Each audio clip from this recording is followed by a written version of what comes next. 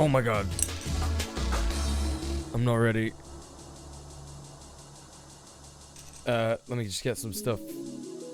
Okay. Alright.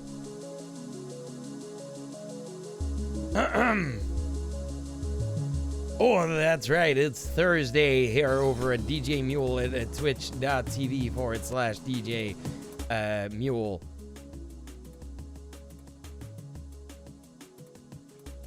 What's going on, gang? It is the last stream of the week that's a normal stream.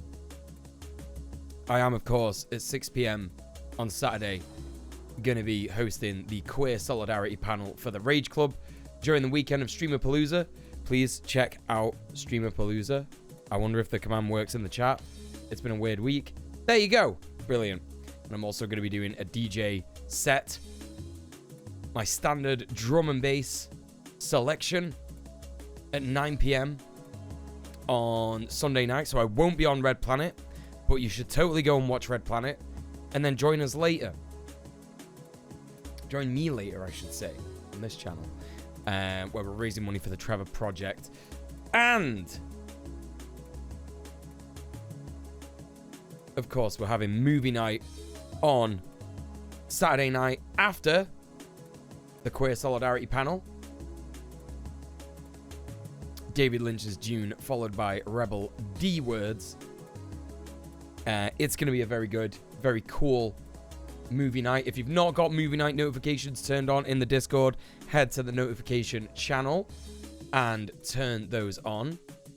Oh, Blast is not on.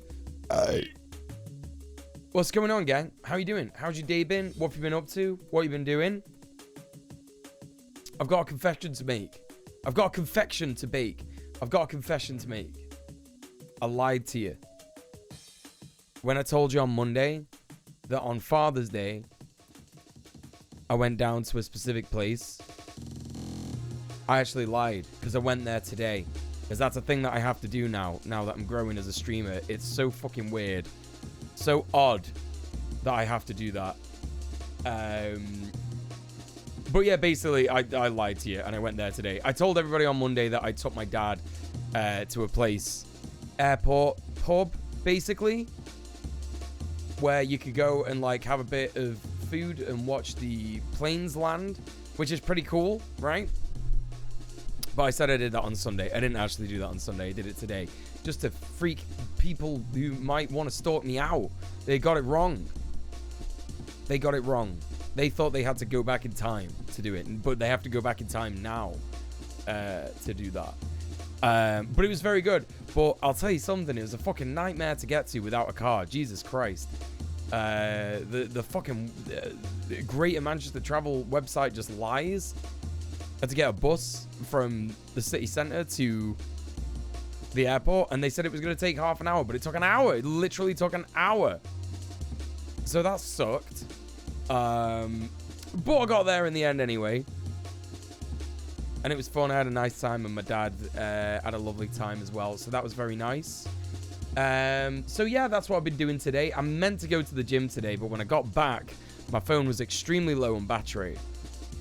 And I had to sit down because I can't go to the gym without my phone because I need fucking, you know, need tunes. I need tunes to go to the gym with.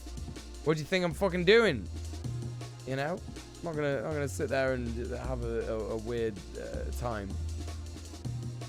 Listen, someone donated off stream last night, and I want to thank Andrea. I don't know if I'm saying that right, for the £15 donated after the stream last night. That was very, very nice. Very, very nice of you. Thank you for subbing off Twitch. Thank you for supporting the stream. Let's go. Let's fucking go. But we got lots of awesome people in the stream that I want to say hi to before we get started. Cynthia, 30 Bird, Hell to Pay, Fan Club. What's going on? Lyra, Groblington, SJNR, how are you? Goblin Hugger, hello. JMM Zadakis, Satirical. Who else do we got? Thoristar, Mark Salmons. Is it Mark's Almonds? or Mark Salmons. That's what I've not established yet, quite yet. And Trampan Trashcan, how you doing? What's going on? You can't live without the beats. That's true. That's true. So I've just been playing Kenshi as well for the rest of the day. But also, my tweet and my go live notification is absolutely right. I was in Rob Rousseau's stream, lurking for some time, and I was thinking, oh yeah, I'll just go live in a couple of minutes. And then Rob decided to bring up the Manchester Arena bombing.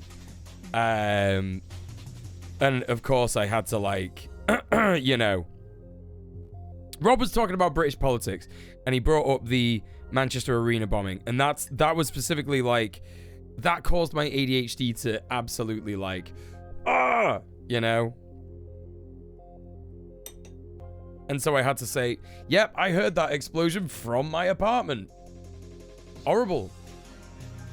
So yeah, very, very weird and odd scenario.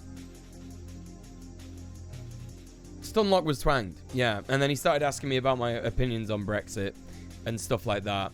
And he literally has the same opinions that I have about Jeremy Corbyn and how he should have been a bit more aggressive with the media in his campaign. And that was quite funny, obviously, because Rob's Canadian. And that was really nice to find that Rob had very similar opinions to me. So that was very nice. The left is stronger as a result. When was that? It kind of rings a bell in my head. It was 2019, the Manchester bombing. It was extremely sad.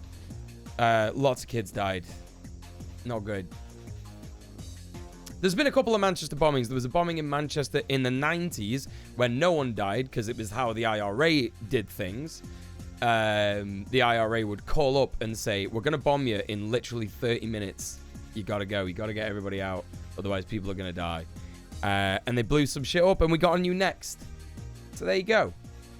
But the Manchester bombing that Rob was talking about happened in 2019. And it was by a guy called Salman Abedi. Unfortunately, extremely alienated individual who got groomed into being... Yeah, it was the Ariana Grande concert. Yeah, that's right. That man, unfortunately, got groomed into ISIS. And, yeah, they basically said to him, you should blow up this fucking arena. Very sad. I don't even know if it was the arena. I don't know. But, yeah, sucks.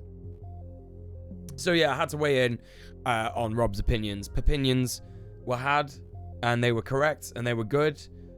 And now me and Rob are like that, you know, that Arnie and...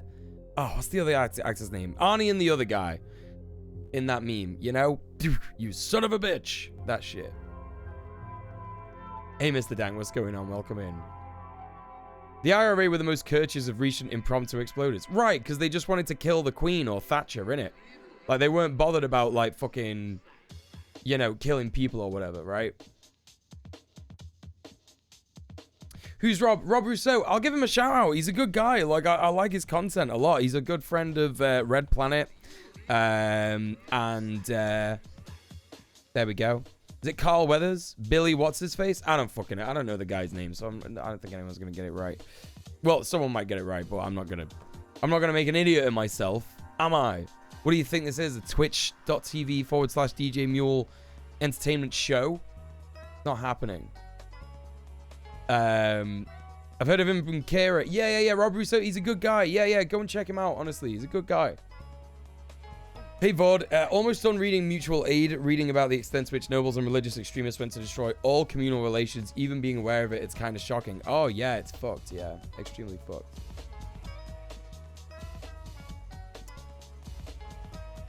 The meme is from the Predator movie. That's correct.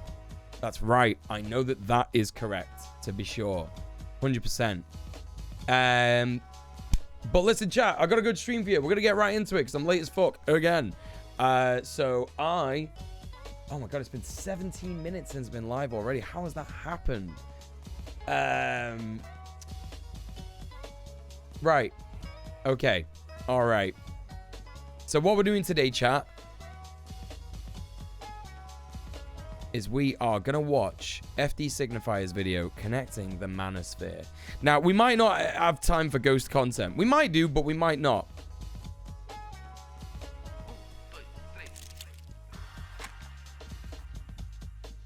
And if we don't, then I am sorry. Because this video is very, very, very long. We don't have to, like, recap from the last video because we know what he was saying. Well, we could do that anyway. We could do it. We could do that, I guess. Hey, Gumba, what's going on? FD's video is pretty long. Yeah, it's pretty long, isn't it? I'm just like, because I don't want to do it in 2 halves. I'd rather, like, start it and do the whole thing. You know what I mean? I'd rather do the whole thing for a whole stream. And I do want to look at some, like, cringy mediums today. That's the other half of the stream. That's the other half of the content I've got for you. We're basically going to be checking out. He summarizes his video a little bit in this one. Right, his previous video. Okay.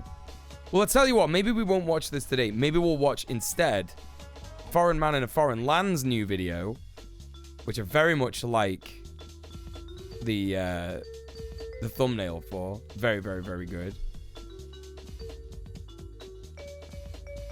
Act Black, Be White, the secret to TikTok fame. And on the thumbnail, it also says digital blackface.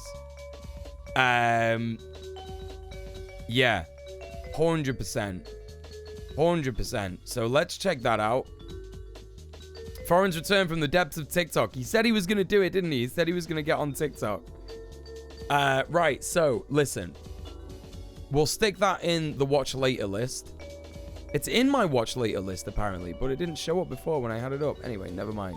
We're going to check out... Gonna check out this video. You watched that earlier today? Well, now we can watch it together. Where's my rings gone? Oh, I took them off because we're gonna go to the gym. I was like, I'm not wearing my ring. What's going on? Like, have I lost it? The fuck? And my necklace is gone. Never mind. Okay. Chat.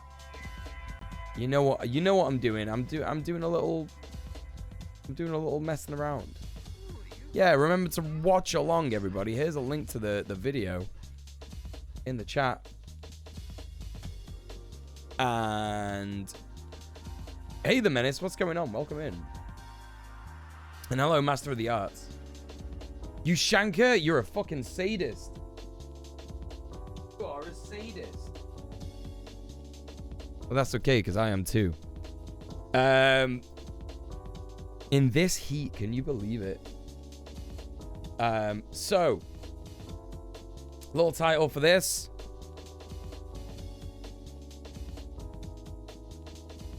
Digital blackface on TikTok.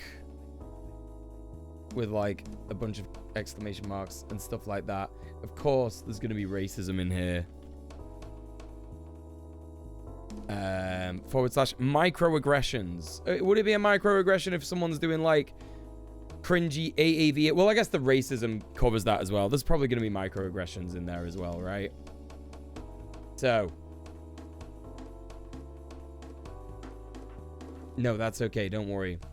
You're just going to put the Ushanka in the freezer before the next stream. That's right. Thank you, JMM. I will hydrate. I've got some cold Ribena from the fridge. Just for that.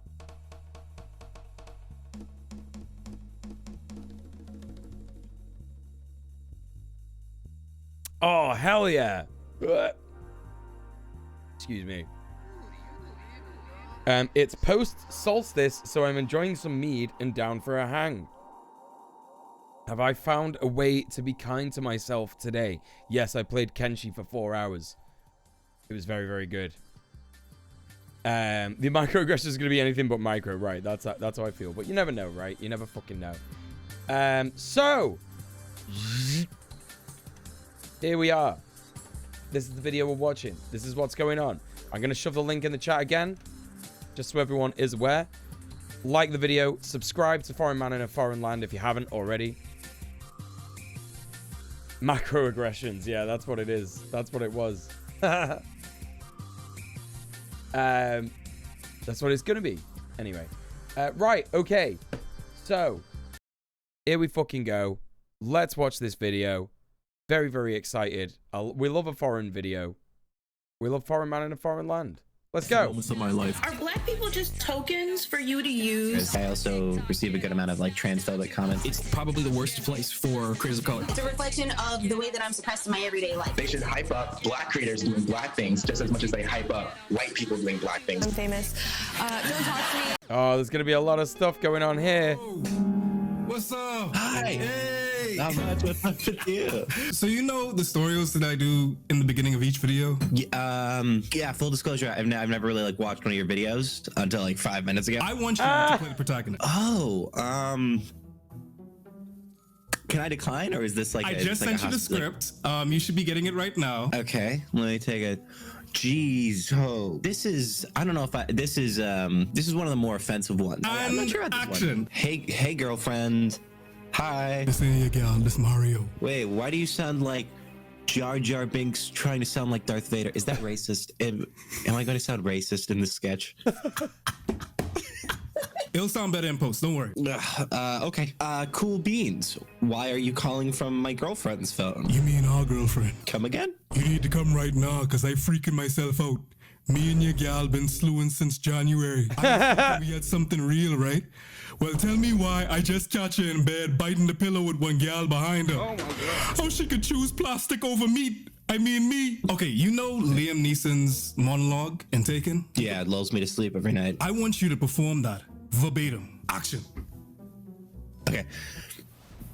With the phone to your head. I don't know who you. Okay, yeah.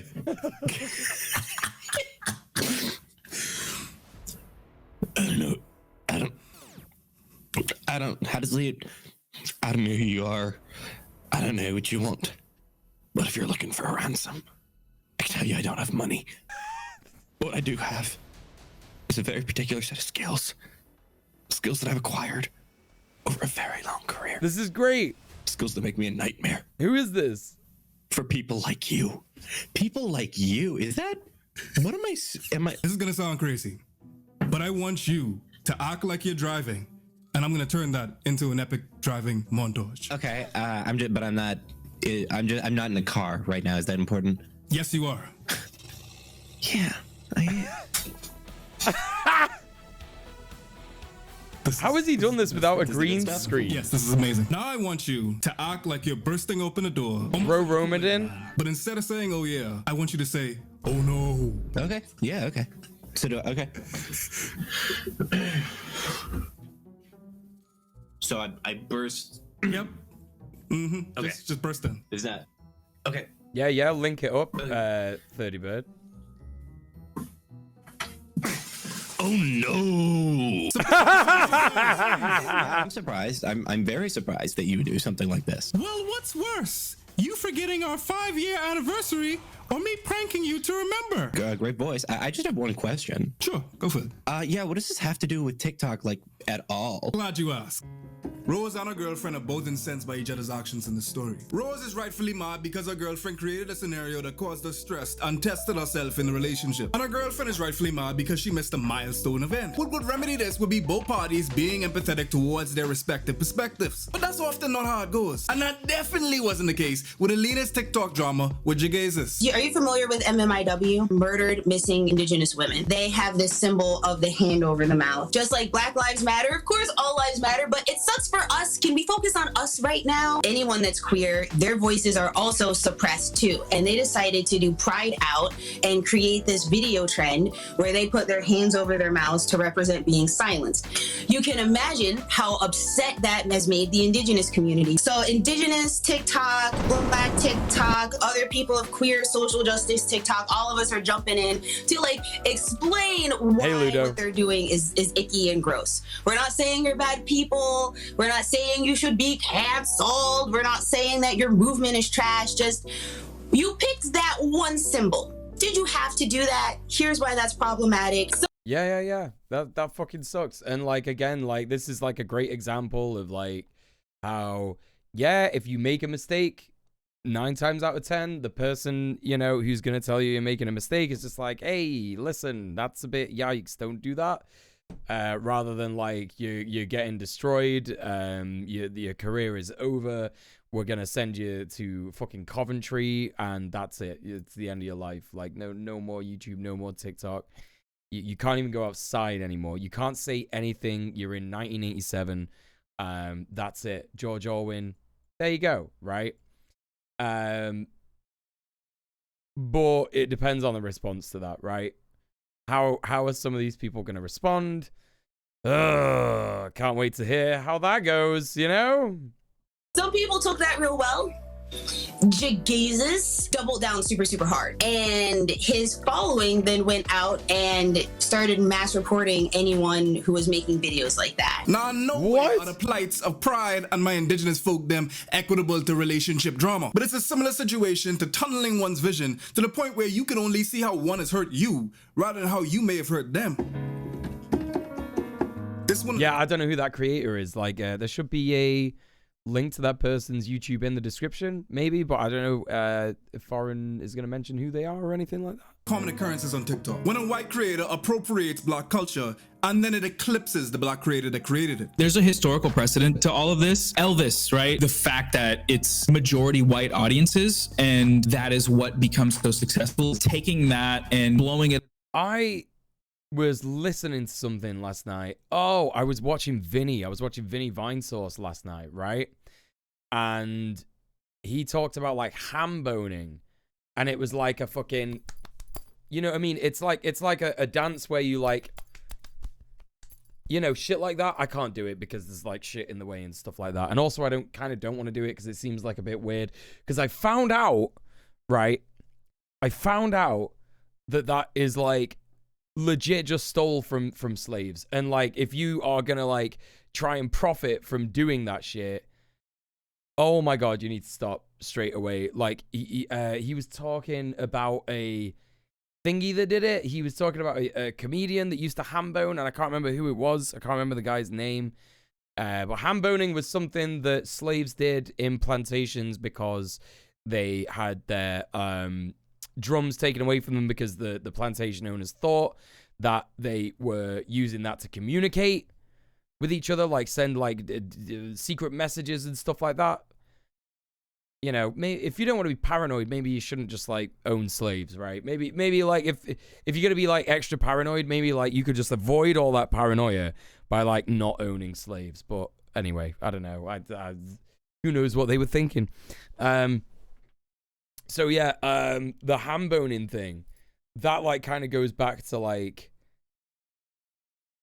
you know, what Noah's saying about Elvis here. Like Elvis just basically took a bunch of black music and never sat down and explained it to his white audience that this is from black people, like black people started this. And you have Lua was talking to us about this, Professor Flowers, on Convos with Comrades, about there is one guy that she was interviewing, and it's a really good video, by the way. I watched this video that Lua did with a blues artist, and at the end of every song, he explains where the music that he is, you know, singing comes from. The music he's performing comes from, and how it comes from, you know, black people and stuff like that, right? When you visually described it, it's a bit like the Bavarian folk dance Schuhplatte. It's a bit similar, right? Because that's the one that I visually know, the one where like Germans go like this, and you know, all that like pat a cake kind of thing. Yeah, I know that one, right? And what else was I gonna say? I can't remember.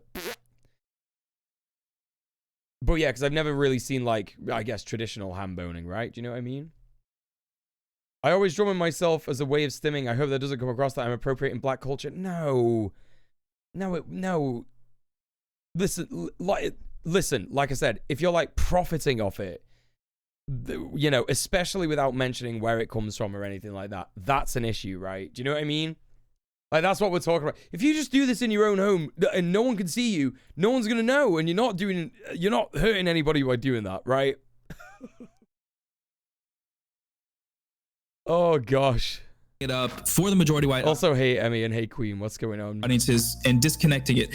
That's like been happening, and now it's just happening online.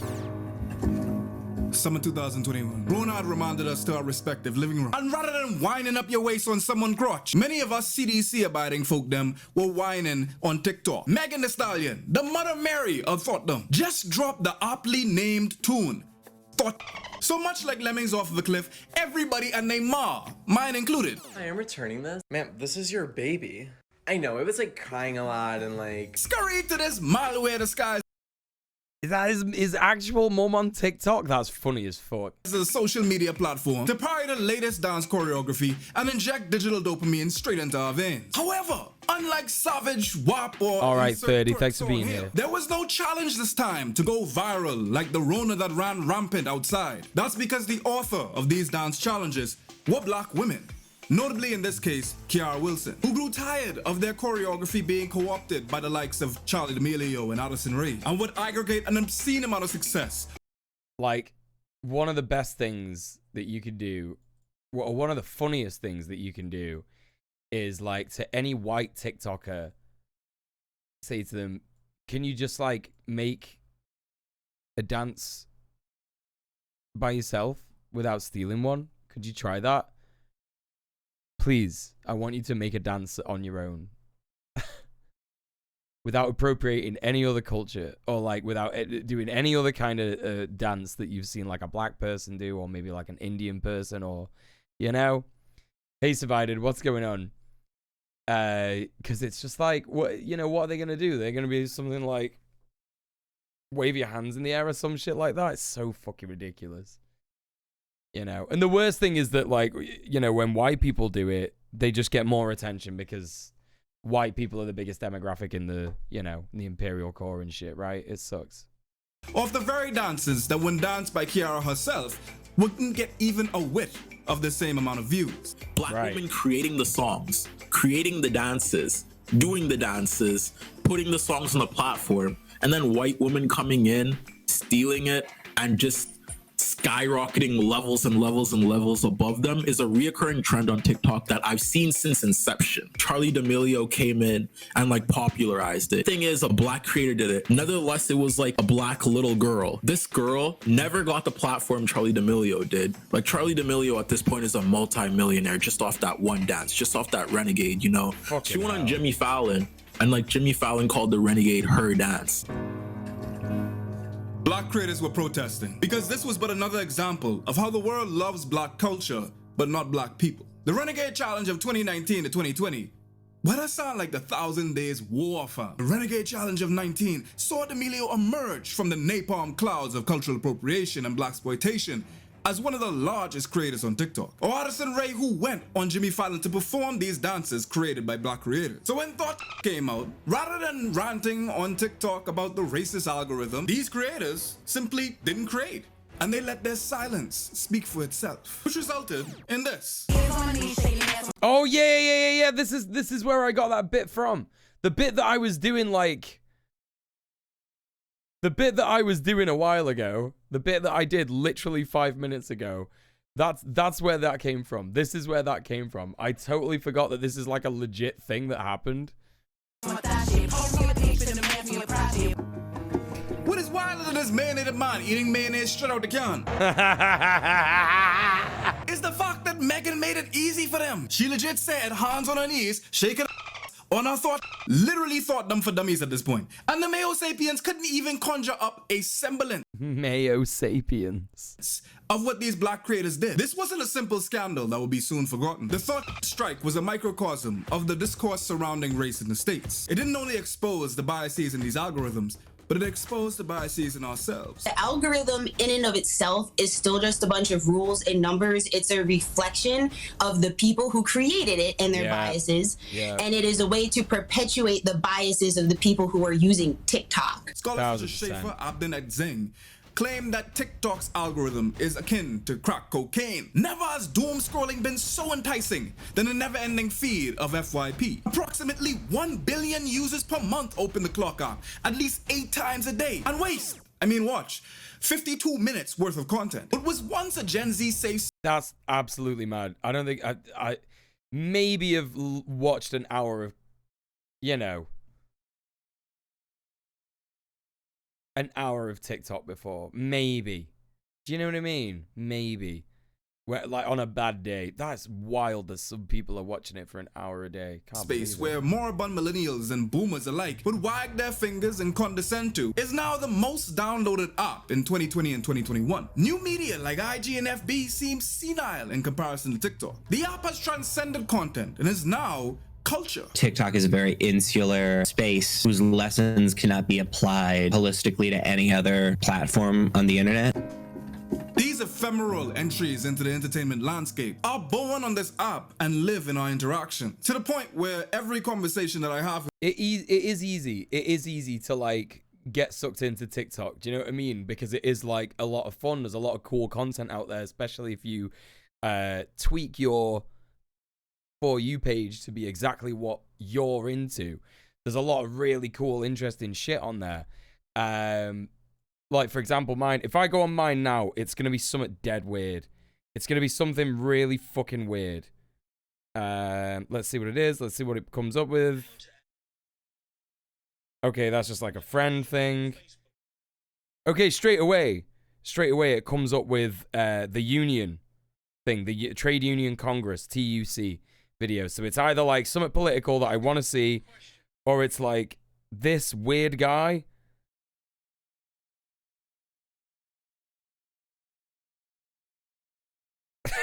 Wait, hang on. I gotta show you this. I gotta show you this. Hold up.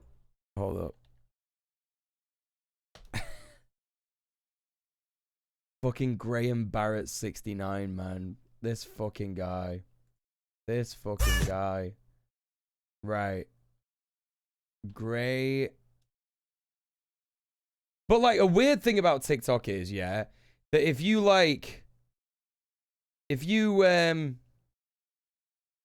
something gross has just come up on my TikTok feed because I'm not logged in on my PC, and there's like a video of like a cat getting attacked by a snake. Like, what the fuck is TikTok? What the fuck is that? You know, I don't want to see that. That's gross. This fucking guy. Where is it? Where's the video I just watched? Wait, what? Is that not this? Oh, I spelled his name wrong. Hang on. It's like Graham. You know? Like Graham with like a thingy with like an E on it. This guy's pretty funny. No, who here? Just like this is like the first thing. That comes up on my For You page. Now, actually, interestingly, we're talking about digital blackface, and this guy has got. Okay, this is the first shit that I've seen of this guy doing shit like this, and I'm not fucking here for it really, because this guy's got like big fucking piece of fucking, do you know what I mean, jewelry on here. It's kind of like he's appropriating black people. That's wild. That's fucking wild. I was just listening to what he was saying first. But anyway, what he says is pretty funny. Yeah, I got one question for y'all. I want to know who here smokes weed?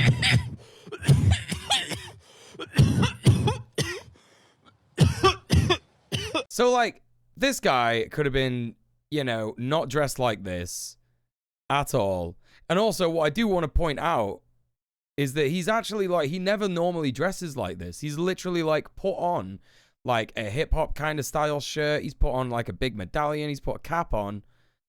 Yeah, I'm not here for this, to be honest. What the fuck? Yeah, I'm fucking unfollowing this guy. What a fucking dickhead. You will just find random shit like that. Like, you'll be following someone on TikTok for fucking ages, and then all of a sudden, they'd just be like, oh, fuck. That's not funny post-COVID, in my opinion. What are you talking about? What do you mean? What, because he's coughing? Have you never seen anyone smoke weed before?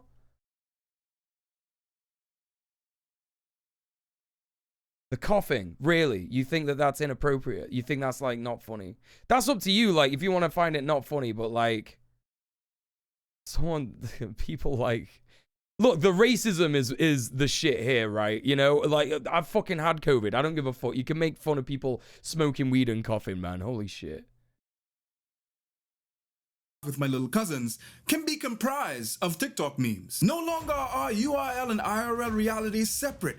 They are now informed and intertwined with one another. But TikTok is interesting. No, it's because he's the joke is the guy is asking like who smokes weed, right? And obviously it's implied that he smokes a lot of weed.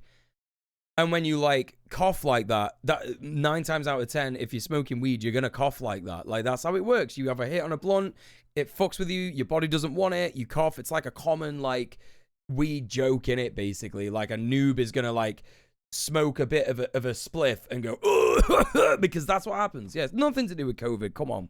And its paradoxical nature. On one hand, it's rooted in youth culture, which challenges the status quo. And on the other hand, it perpetuates the status quo. All of these problems, they obviously are multiplied by aspects like talking about race. So like a black creator making a video with a hashtag that talks about blackness, the algorithm could just freak out at that for the reason of upholding white supremacy and having it be a white dominant hegemonic space where that is seen as like something that they don't want to touch. A 10-second TikTok that beautifully encapsulates the philosophy tool video is sandwiched between 2 transphobic TikToks that annul the former. The platform represents the spectrum of the human condition, and the addictive quality of the app is in its algorithm. It's extremely addictive. Extremely addictive. Ones may know you. I never had a cough after a hit. I guess I'm just built different. Fucking check out Queen Laura in the chat. Holy shit. All right, fucking hell. Sorry. Looks like we got a badass over here, gang. Oh my god. Better than you know yourself. Rather than consuming content from the people that you follow, TikTok tells you what you like. And oftentimes, it's eerily accurate. I am one of those people Fucking Iron Lungs Laura over here. What the fuck? that figured out they're autistic because of the TikTok algorithm, essentially over the pandemic. TikTok has helped me figure out that I am autistic and trans. Yeah. Right. This is a huge thing. TikTok is fucking great, right? For these reasons. Like, I would say that TikTok made me realize that I have ADHD because I follow a lot of like ADHD content creators on there because it would like pop up on my fucking timeline and this guy's talking about like, you know, what do you call it?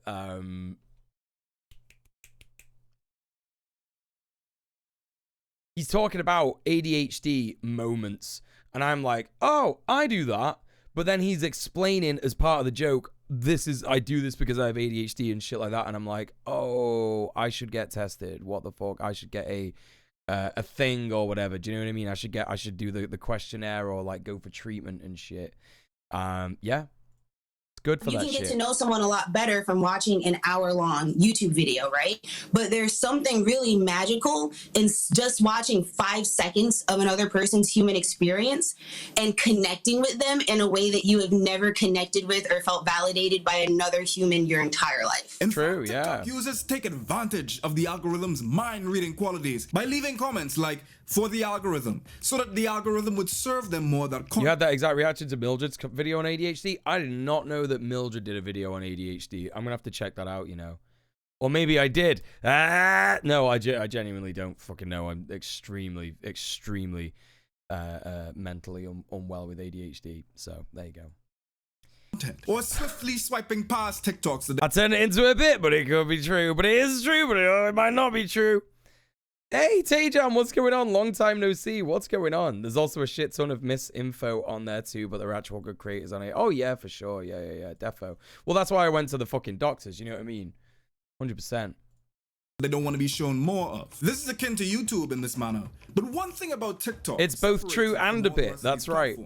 And that's its virality. With a low bar to climb in order to create, and an algorithm that seems to serve content that viewers voraciously consume. Going viral isn't this extremely rare moment that requires energy, tact, or even a following. It is so commonplace that it seems obtainable to not only creators, but to consumers. You know the dopamine boost you get when like your video just hits like 10K likes out of nowhere? You're like, wow, people love me. Like I was just addicted to that. But then I got taken down. And that was one of the most depressing moments of my life. There's something about the power of TikTok, like the power of likes, the power of instant gratification that TikTok brings, that's so exclusive. Oh, you've been PC-less. Shit, I'm sorry to hear that, mate. Well, yeah, you're moving around and stuff.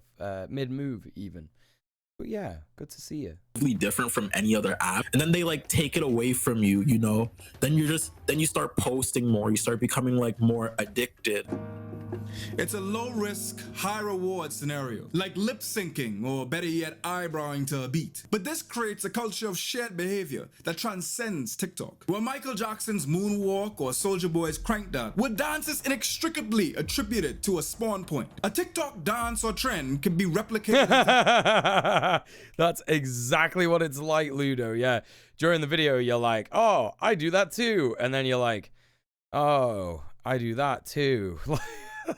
It's so fucking true. This postmodern paradox, where with every replication, every imitation, the dance can be immortalized and anonymized. The choreography to Megan Thee Stallion's Savage is so synonymous with the song that it becomes a sense of belonging for those who participated in the trend. The sense of solidarity in this shared experience is culture.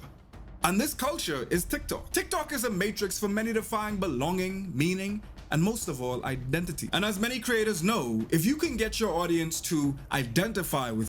Hey Zara John, what's going on? I find it so funny when first time chatters ask these questions. And I guess what you're trying to do is you're trying to like introduce yourself to the community. So like I'm not having a go at you for this or anything, but it is always funny when I get like a new chatter come in and they're like, hey, what are we talking about today?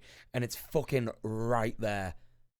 It's right there. And I know some people can't read and shit, right? I know that, but not that many people. Sorry, it's fucking right there. Like, right fucking there. But hello. Welcome in. Are we having a good day? With you can exploit them. The way that they're pushing mutualing people and friends only videos, they're trying to reinforce. Hey DJ, what's going on? Is Foreign Man a ghost now? Well, I guess if people look at the title of the stream, they're gonna be like, a much better thought out ghost stream. Like, yeah. Like, you know, that's something. My titles on my stream, they don't fucking mean anything. They don't mean shit. You know, like my stream title on Tuesday was what? Abolish rent. And my stream title on Monday was Destroy fascism. My stream title yesterday was Ghost Stream. And like for half of the video, we were talking about relationships and shit, you know? Parasocial relationship. They're trying to make you become more emotionally enmeshed with other people on the app because building. I completely missed it. Sorry. I've been around before, seen you with Kira's Red Planet streams. Kira's Red Planet streams. Kira's Red Planet streams. I can't believe it. That I feel like that comment gave me like a tension headache. Like all of a sudden I've got like the worst headache. Oh my god. We stream it on her channel. Yes, we stream it on her channel. Yes, no, that's fair enough. I'm just you never know. Do you know what I mean? You never know. Someone might come in and just be like, "Yeah, that's Kira's chat. That's Kira's chat. That's Kira Chat's thing. She's the linchpin behind the whole thing." If anyone's the linchpin, I'd say it's Sophie, for sure, by the way. Because Sophie is just like... fucking, like, just the whole... Yeah, just... She does so much shit. She does so much shit. And me and Tim and Kira were just little babies, you know? Little babies. We're just hanging out, just having a little fun. Actually, Kira does a lot. It's more like me and Tim. Kira does, like, so much fucking shit. Actually, no, it's more like just me. Because Tim does, like, so much shit. Yeah, it's just me. It's just me. Yeah. You know? But anyway, yeah. Welcome to the stream, Zara. Don't worry about it, honestly. You're obviously not a fucking dickhead. You know? Linda B, I'm new here, and that's why I look very shy too. Well, I appreciate you for being honest and open. Because that can be pretty hard, even if you're just in a Twitch chat and stuff like that. Appreciate you stopping by. Welcome in. Appreciate you. Yeah, we're basically just like, you know, checking out Foreign Man in a Foreign Lands video. He is... You go in the chat and embarrass yourself? Nah, it's fine. People have done way worse shit than that. Don't worry about it. We're checking out Foreign Man in a Foreign Land. He's doing a video on TikTok. Foreign Man in a Foreign Land is a good friend of mine. Love Foreign. Another content creator on YouTube and Twitch. Wait, does he stream on Twitch? I don't know if he streams on Twitch. I think he streams on YouTube anyway. For sure. But, welcome to Kira Chat's djmuel spin-off show. That's what it is. That's what it is. I'm here pretty often and I always embarrass myself. Listen, chat is like upset about embarrassing, you know, themselves. But I'm the guy up here, right? I'm the guy up here. I say embarrassing shit all the time. You know, I'm just like a guy. I'm just a little guy, you know? I'm just a little guy on your television, just having a little laugh, you know? Has been anything interesting going on these past few days? I got back to the internet and immediately spotted the stream was going. Well, I appreciate that I'm your first choice. That's very kind. That is very kind. If I don't embarrass myself, am I even alive? That's a great point, Goblin. Yeah, it's hard to hear. I'm just a little lad on the telly. That's right. Yeah. By the way, I'm getting... Nayaka noise. DJ Mule, part of the Kira Chat cinematic universe. She'll probably raid me in a minute as well. She'll probably raid me in a minute, and then it'll be extra funny. Everyone in chat is anxious about getting scolded by Chairman Mule. I will give you a scolding. I will give you a scolding, you know? It has been known to happen. It has been known to happen.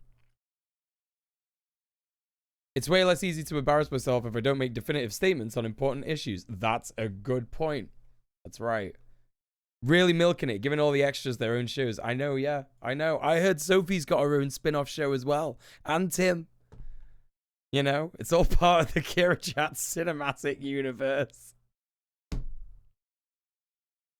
Oh, fucking funny. Anyway, let's get back to the video. This is a really good video. It's about how white people steal black people's culture.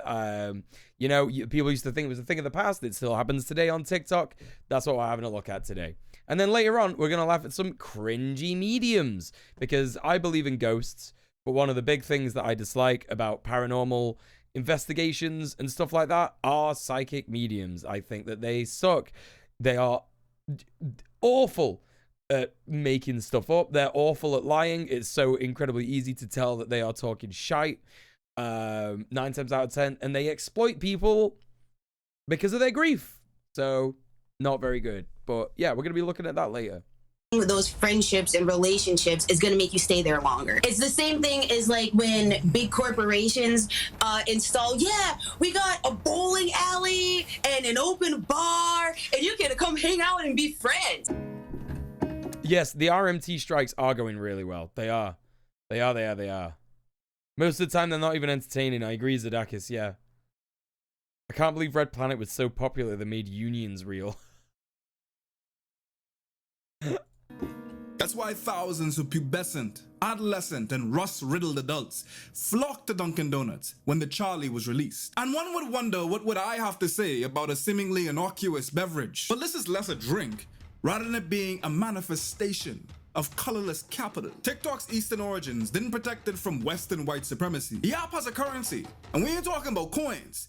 Oh yeah, it was made by China, right? Like, not China the state, but it was made in China, right? We talking about color, or maybe the lack thereof. Charlie is bigger than Charlie. With over 141 million followers, she has the Charlie quality, which is responsible for propelling others that look just like her to TikTok stardom. It's a cultural conveyor belt that doesn't seem to be slowing down. Charli D'Amelio's success and affluence is a result of her success already in terms of just being born into the right attributes and class. In the Renegade dance, she is a conventionally attractive, Eurocentric white teenager on an app that is full of either teenagers who... Yeah, there's a whole thing about it being Chinese. Yeah, Trump was like, we're gonna ban it from the Apple store. That's right. That's right. Not enough American apps on the Apple Store. We're banning it from the Apple Store. Not very American. I know. Are looking to follow conventionally attractive Eurocentric white teenagers because of implicit racism. Right. Did that actually happen, Gumba Master? Because I saw that on Rob's stream, right? Piers Morgan tried to dunk on Mick Lynch using his Facebook icon. Yeah. And then, like, Mick Lynch changed his Facebook icon to, like, the picture of Ghislaine Maxwell and Piers Morgan together. He can't have done that. I just don't believe it's real. That would be too based. That would be far too based if he did that. Because then he'd know that the fucking media would have to speak about that. 14-year-olds on Reddit were being weird website nationalists about it. Is that right? You know.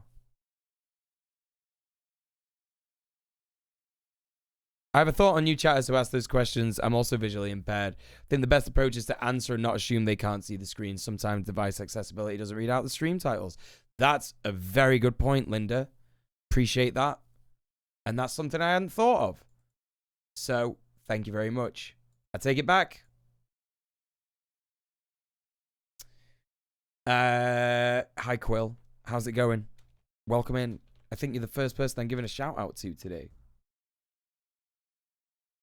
I don't know if that happened. Oh, okay. His icon was definitely talked about by Piers Morgan, but I don't know if the picture of Ghislaine Maxwell and Piers Morgan was real. The stream title that would get read out is the ghost one. Well, I mean, I did make a point to say when I was saying that some people can't read. And I know that's not exactly can't see well, but I was trying to be along those same lines with that statement. So, you know, I did feel like I covered that. But if you don't feel like I covered that, that's fine. No worries. But you're right about the advice. The best approach is just to answer. Absolutely. Yeah. Racial biases or hormonal stuff or whatever. And then I guess I have just a reflex of like, if someone's coming in and saying those things, because this has happened before, they're saying it to try and like debate. You know what I mean? And that fucking sucks. It's no excuse for not seeing disabled people. Don't get me wrong, but that is the main reason that I do shit like that. Because it's like, what are you trying to say? What are you trying to say? Like, what you can't, you don't know what the stream is about? Maybe hang out and you'll find out. You know what I mean? And like, if I say to them it's about digital blackface, etc., they're gonna try like a one-on-one conversation with me and shit. And it's like, oh fucking hell, honestly. You know? Hey, Cat Maiden Tyler Urine, how you doing? Reddit jumped on the TikTok China thing because they hate TikTok for being meme site that is dominated for girls and women. Yeah, I believe that. Holy shit. Adults who are creepy, who are looking to follow Eurocentric white teenagers because they're weirdos. If the video of the original girl who had created the dance had gotten on their For You page, I don't think she would have gotten Charlie D'Amelio level. While TikTok has a revolutionary air that only youth culture can create, it also creates a mainstream that resembles much of the old Western white supremacist ideals that we see in old media. Despite the democratic facade of this app, TikTok has a hue. From the Fallon Show, an NBA All-Star game, and even a Super Bowl commercial, it's clear that I'm so glad I literally have no idea who this person is. You know? Tons of people, innocuous first message, followed by arguing for bigotry. Yeah, that's how it goes. Yeah, you know the score, Linda. Yeah. Well, I just hope you're not feeling excluded here, you know? That's the main thing I don't want. I genuinely have no idea who this is, though, you know? I'm just like, what the fuck are you talking about? Like, Charlie the what? Charlie D'Amelio? Is that this person's name? I feel like I might have heard the name before, but I'm just like, you know, obviously it's important to know because she's a piece of shit for just like appropriating black people's dances and then just like not even giving them a shout out, right? That sucks. It's good to know, but I'm so glad I just had no idea who she was beforehand. I think that's the one thing that always turned me off TikTok is that like I just thought it was like white people doing dances and maybe pranks, right? And I'm just like, whatever, man. You know what I mean? Just like, who cares? But that's so weird. She got a Super Bowl commercial. Back when I was on TikTok, the folks I follow were like 75% non-white. I'm kind of proud about that. I'm so glad I'm not on TikTok. Don't surround myself with current youth culture. You don't sound like an old person. You sound like a based person, right? There's no need for you to be on TikTok unless you're like trying to, you know, promote material that is, I don't know, eventually going to get off TikTok, innit? You know what I mean? That's my whole idea for doing TikTok, you know? You love it? You like my energy and vibes? Hell yeah, let's fucking go. Prior to very recently, I thought they're very much the same as you. Yeah, I think that's how they advertise it, right? She's also a kid? Wait, what? She's a kid? I believe that, but like how, what? Well, like an actual minor? Or is she like over 18 or what? Like, I imagine she probably, even if she's over 18, she might have started before she was over 18, you know? Fame doesn't stay on the platform. It can be turned into real life capital. If TikTok was a person, it has a type. It likes young, slender, and conventionally attractive white women. And this bias isn't a bug.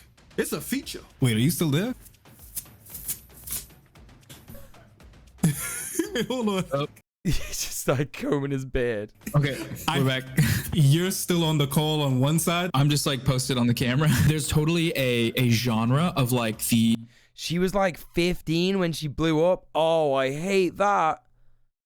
I fucking hate that so much. Yeah, we got double Noah just then. Thirst trap, like white boy. Usually it's all appropriating some kind of dance that was invented or popularized by a person of color. There's no chronological timeline on TikTok. Whether you're on FYP or browsing a hashtag, it serves any kind of labor when you're a kid traumatizes you. Of course it does. Like, because, you know, imagine you're just like 15-year-old kid having a little fun on TikTok. All of a sudden you're a CEO. What the fuck are you doing then? You know what I mean? With your childhood, with your fucking childhood, yo. Like, I know I've got a patchy fucking youth and I did a bunch of drugs and that, right? But your childhood is still important to you, you know what I mean? Although, to be fair, actually, a lot of my childhood was, like, stolen from me because of various things. So I'm actually, like, thinking about it now, and I actually empathize with it because of that. So, yeah. But, yeah, what I said still counts, right?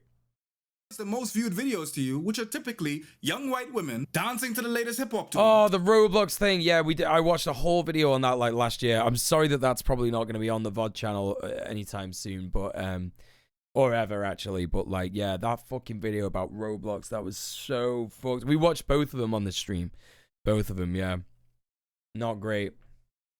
Yeah, your childhood's just over at that point. Like, no more childhood, and then you're gonna spend years like me trying to relive your childhood. And because you're an adult and you have to fucking work for a living, you fucking can't. Gotta hate how I'm like, you know, I guess like learning more about my psyche as I go through this, as I go through these streams with you. I'm glad that you're with me for the journey, chat. I'm glad. I'm happy. Typically recorded by a black artist and danced by a black creator. And this black dancer will most likely never grace your FYP. Every time I hit 100K, I'd just be taken down, taken down, taken down. And like, I didn't really see that trend that TikTok has, this anti-blackness. I was so infatuated with the idea of like, I have this platform and people love me. I had no idea that TikTok was so biasly racist. And the pernicious nature of this is, in order to... Is he even... He's not even playing anything. Well, like, maybe he is. I don't know. Fucking hell. I was like... I thought he was playing, like, cheeky little... Because I swear in the last break, he was playing, like, a tune that is kind of well known. I felt like I recognized it. And in that one, it was just like... Maybe I just didn't recognize it. I don't know. Hey, Smutty Babby, I get happy to support you through it. Thank you. That's what I need. Speaking of support, give me money. Give me money right now. I need money to live. I need money to survive. And so I can do a Gandalf cosplay, a Battle for Middle-earth 2 stream for you. Hello, me old chum. So, consider, please, if you will, if you're financially able to, you don't obviously have to, subbing off Twitch. If you sub off Twitch, that means that I get 100% of the dough that you'd normally spend 50% giving to Twitch if you subscribe or give bits. They give like a different percentage for bits, but whatever. Also, Twitch is a piece of shit platform that just panders to white supremacists, and what the fuck is going on with that? Well, you can check out a video by yours truly that talks about all of that on my YouTube channel, which is there in the socials command on the chat. Or you can just search djmuel, same as it is on Twitch. Fuck you for redeeming the Ushanka again. Thoristar. Thoristar this time. Thoristar and Lyra literally trying to kill the streamer. Can you believe it? I can't believe it, chat. But listen, don't worry about it. If you are not able to financially support the stream, which I completely understand because I am financially unable to support a lot of streams right now, please consider retweeting the Go Live tweet, which is somewhere here. Wait, where the fuck is my tweet? This is so hard without... This is so hard!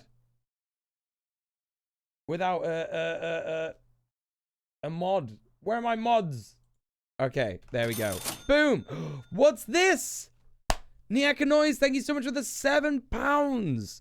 Thank you so much for subbing off Twitch. Thank you so much for supporting the stream. Chat, we are only 237 quid away from the goal. That is like 20 people donating a tenner.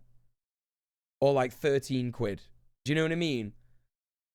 So let's double that. 40 people donating like 7 quid.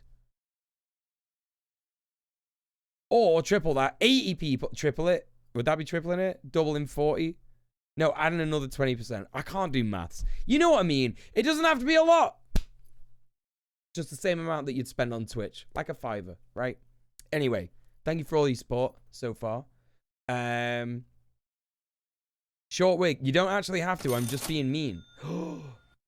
== greater than djmuel. Dance a feisty jig. Suggestion. You want me to dance a feisty jig? I've just realized my... Vod, thank you for the £10. I've just realized my fucking green screen is showing itself up. Is that on the stream? Oh my god, it is! Right, listen. This is why you need to give me money, so that I will maybe pay attention to stuff like that more.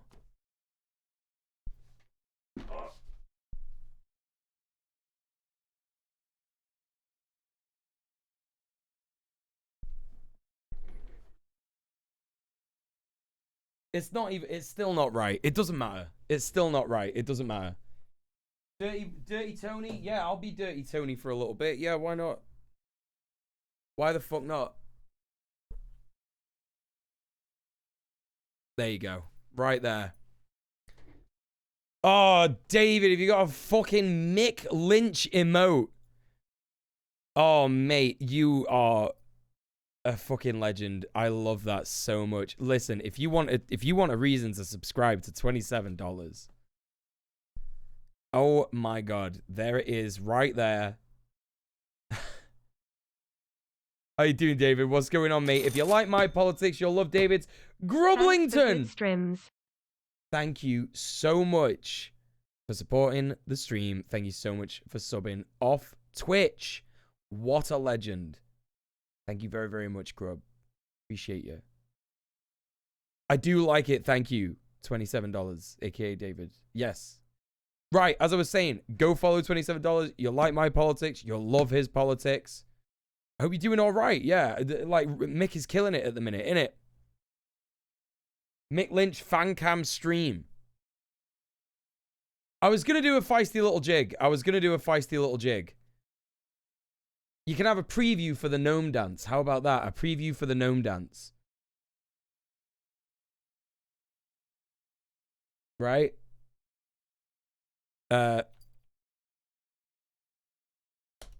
is it this? Yeah. Yeah. All right.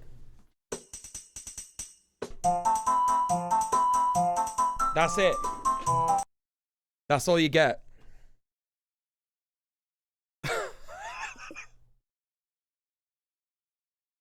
That's all you get. A little preview. Anyway.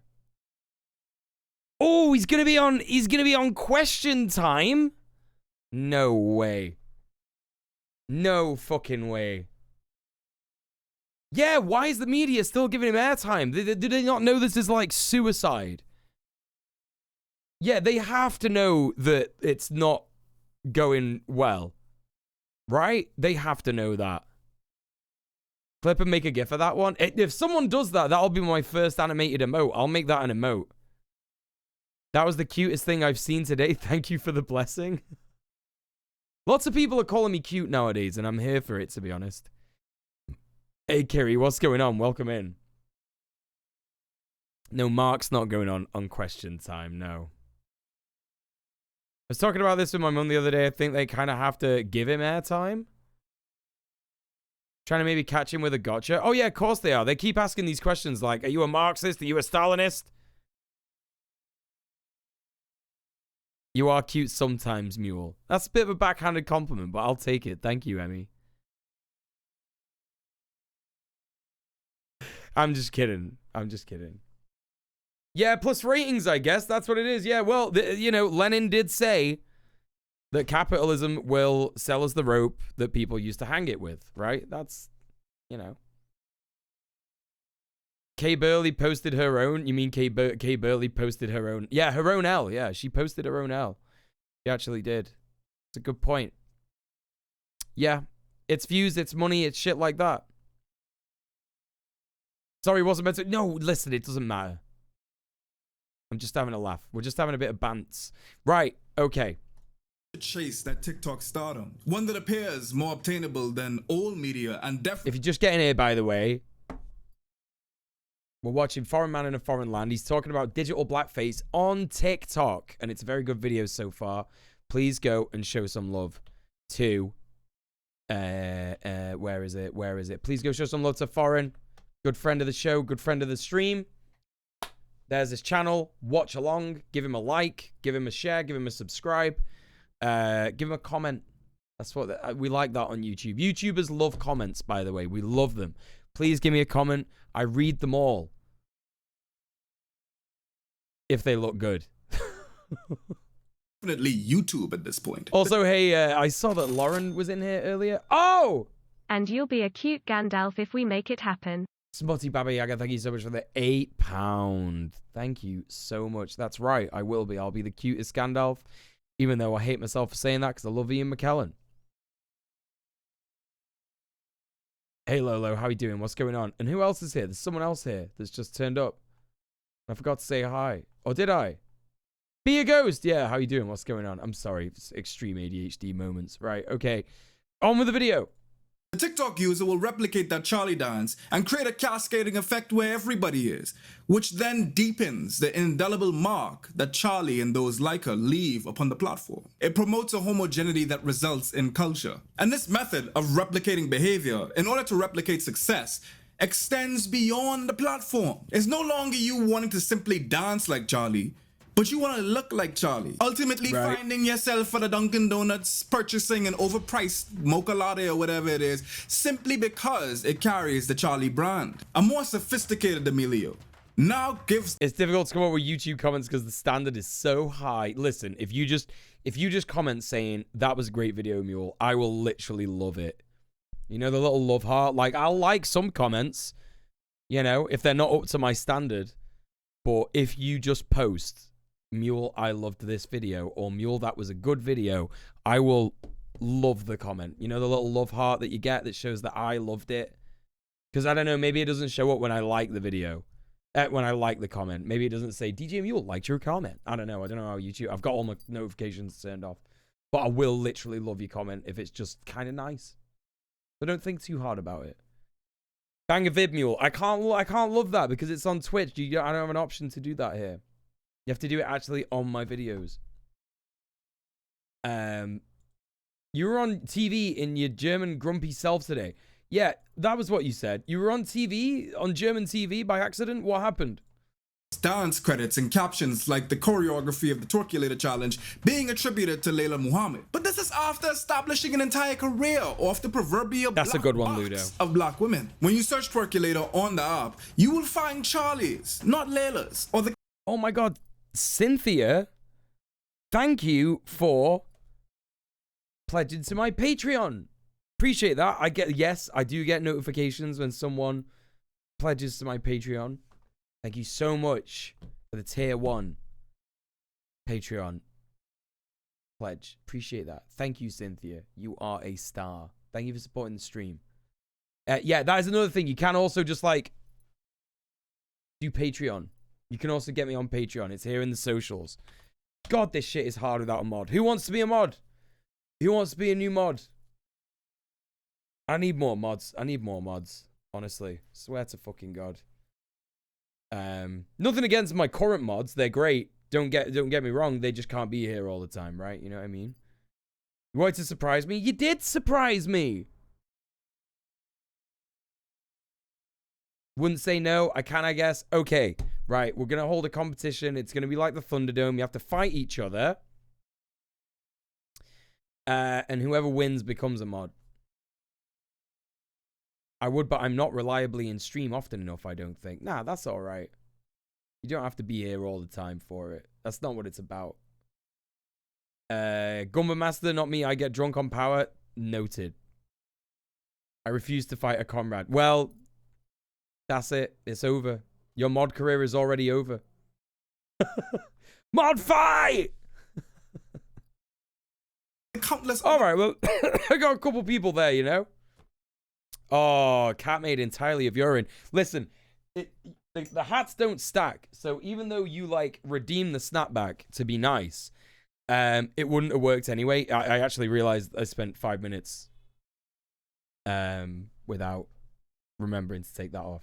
So that's the only reason I'm taking it off. But, yeah, you're right. I should have remembered. But I am having relief regardless. Are you enjoying that? Did you enjoy that diatribe, everybody? I'm literally becoming the Joker. Hey, Kasona Fun, what's going on? Yo, go follow Kasona Fun, everybody. He's a good guy. He's a nice guy. No, the hats don't stack. The hats don't stack. They don't. You got a new job? I'm very happy for you, B, knowing how shit your last one was. I hope it's good. I hope it's a lot better for you. Make sure you unionize anyway. Doesn't matter. Doesn't matter if it's a good job. Just unionize anyway, because it's funny. Funny, innit? Just have a little laugh. Just unionize because it's funny to scare CEOs, actually. Like, that is funny. Like, that is extremely funny when you do that. You just make sandwiches. Oh, if you're a Subway employee, you gotta fucking unionize. You gotta do it. Oh my God. Do it right now. Start speaking with your fucking with your comrades at work. I even get free lunch. That's a fucking... That shouldn't be a benefit. That should be a feature of working in a fucking restaurant. That's one of the worst things. When I used to work in a restaurant, right? An Italian joint. And it was really good. All the chefs were amazing. The staff were amazing. Like, great peeps. Like, great fun time. Just Johnny. We're taking the Hobbits, the Hobbits, the Hobbits, the Hobbits, the Hobbits, the Hobbits, the Hobbits, the Hobbits to Isengard. Isengard? Johnny, thank you so much for the £7.50. We're almost at 600 quid. That means we just got another 200 quid to get to the end of the June goal. Only 200 quid. That's 20 people donating £10 or 40 people donating £5, which is all I asked for, really. It comes with a job. Just my last job didn't even give me a lunch break. Yeah, okay. But that's what I mean. That's what I'm saying. That's literally what I'm saying, B. It sucks that you have to be like, yeah, I get free lunch. Like, what the fuck is that? That's dog shit that you should be celebrating that. You know what I mean? Like, that should just be with every job. Fuck it. Even if you work in an office, that should just be free. You know what I mean? Not having to go at you. I'm just saying, it sucks that we have to be like, yeah, crumbs. I love crumbs. I'm so glad that we got some crumbs. I'm so glad. The giant has, you know, been eating a cow and one of its hooves has fallen onto the floor. I can feed my family, thank fuck. You know what I mean? That sucks. That fucking sucks. The YHA used to use the we're a charity excuse to give us virtually no benefits in terms of on-the-job work and paying time off. I wonder how much the CEOs of that charity are getting paid. I wonder.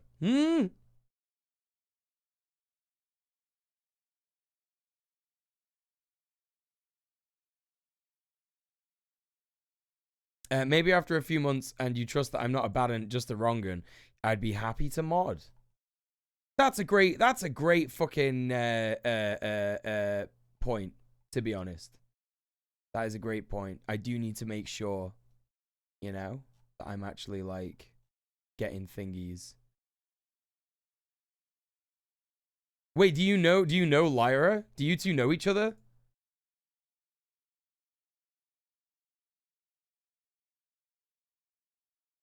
Is that what's going on? Chat seems to like me. I think you're right.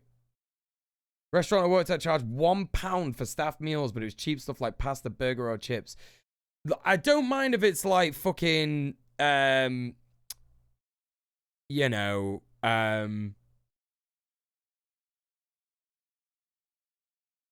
it's fine if it's pasta. For me personally, like pasta's fine.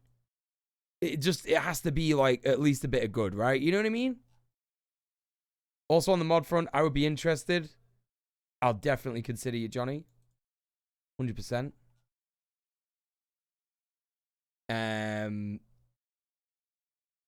Abolish gas. Wait, why are we talking about gas? Anyway. I'll always take a free pizza, yeah. It depends. I mean, look, it's got to be good food to keep you working in it. That's why I like pasta. Okay, sweet. Right? Do you know what I mean?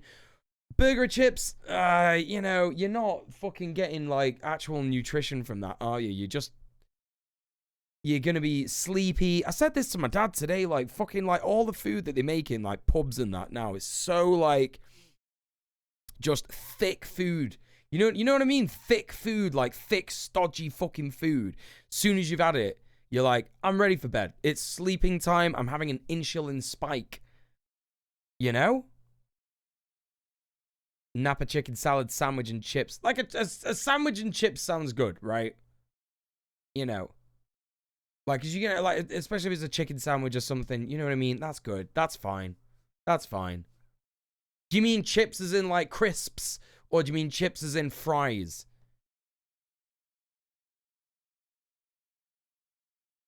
You don't know anyone personally here. Feel free to have some other mods grill me. I'll happily take up the blade. Okay. Definitely consider it. The black women that also performed it. Because this algorithm is yet but another of the master's tools in his tool belt. And the master's tools...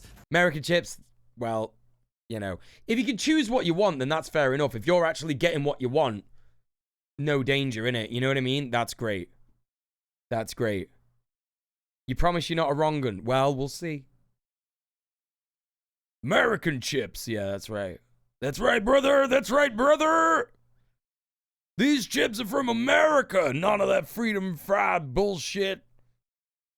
Never dismantle their institutions. TikTok engages in what I call soft supremacy, appearing to be democratic in its distribution across the platform, almost giving a taste tester to the digital crack it peddles to users by showering them with a modicum of success. But they only give you just enough so that you chase that high yet again. 6 hours a day, I was just editing these TikToks. I was pushing 3 TikToks a day. Those who are sustained with success are typically upholding Western beauty standards. So the supremacy is so subtle that you may not even realize it exists. Whiteness in this case isn't only normalized, it's lionized. And I want to be clear that it's not Charlie's individual fault, but a systemic perpetuation that propels a Charlie and others that look like her. However, there's some nuance to this. There's a reason why white supremacy is so powerful. Is that these individuals reify their white privilege. Is it asking too much for Charlie and Addison and those like them to be cognizant of their contributions to this institution of white supremacy? How their investment into these biased algorithms can end up digging a deeper hole into the canyon that we're already in. And this is why I have such a love-hate relationship with TikTok, because I want to be mad at it for the way that it radicalizes people, but it's also so beautiful because it's just bringing like-minded people together. Yeah. Whiteness isn't real. It's a construct created to consolidate power to a particular people and exclude another. White people aren't white. They're European. Yeah. I mean, you're being robbed of your own historical heritage. It's true. In the name of political warfare. So when thousands of teenagers imitate the new Charlie dance... You don't know who he is? If you don't know who this is foreign man in a foreign land, friend of my stream, friend of me, incredibly good content creator. Please like, subscribe, comment.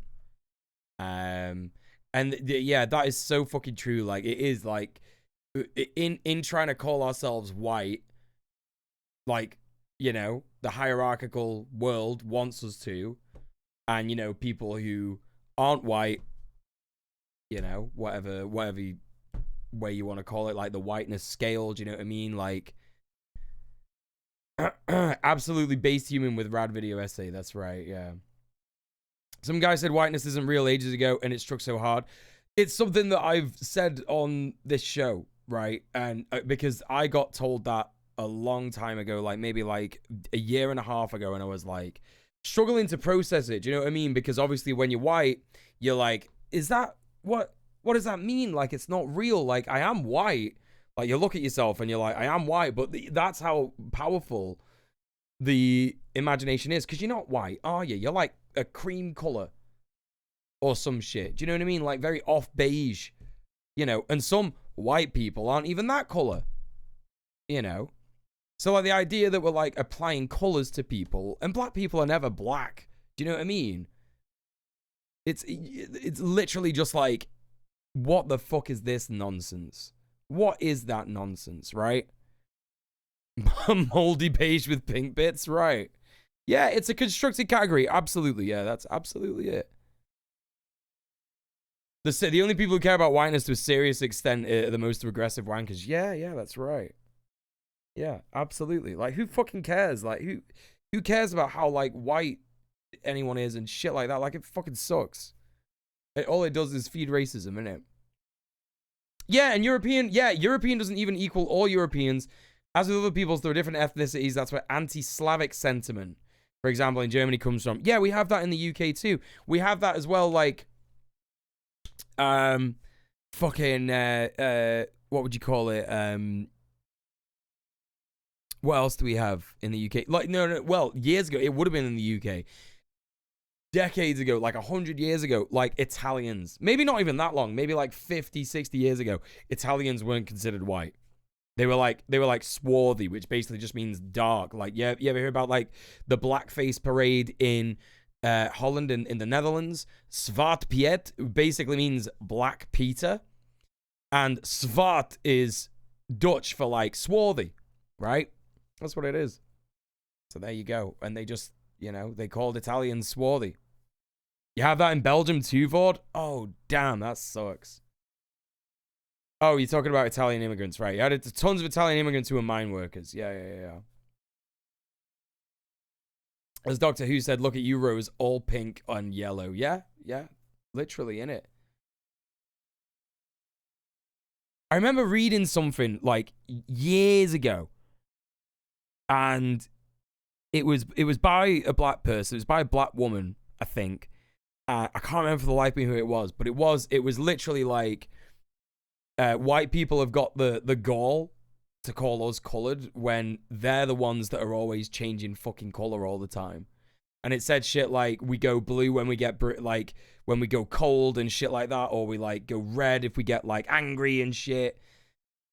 And I just thought that was pretty fucking smart. You know what I mean? That was a pretty fucking smart way to just be like, what is this nonsense that you're talking about colored? Like, what does that mean? You know? Mistock in the chat says, you are sexy with multiple hot, sweating emoji faces. Well, Mistock, you are banned. So that's where we are. Mood ring face. Yeah, right. That's why a white guy on the street is considered a guy, and a black guy on the street is considered a black guy. Right, exactly, yeah. Literally that. Literally that. Italians and Turkish people who came here in droves in the 60s and 70s, there's still so much racism against third and fourth generation people here. Yeah, absolutely. Yeah. 100%.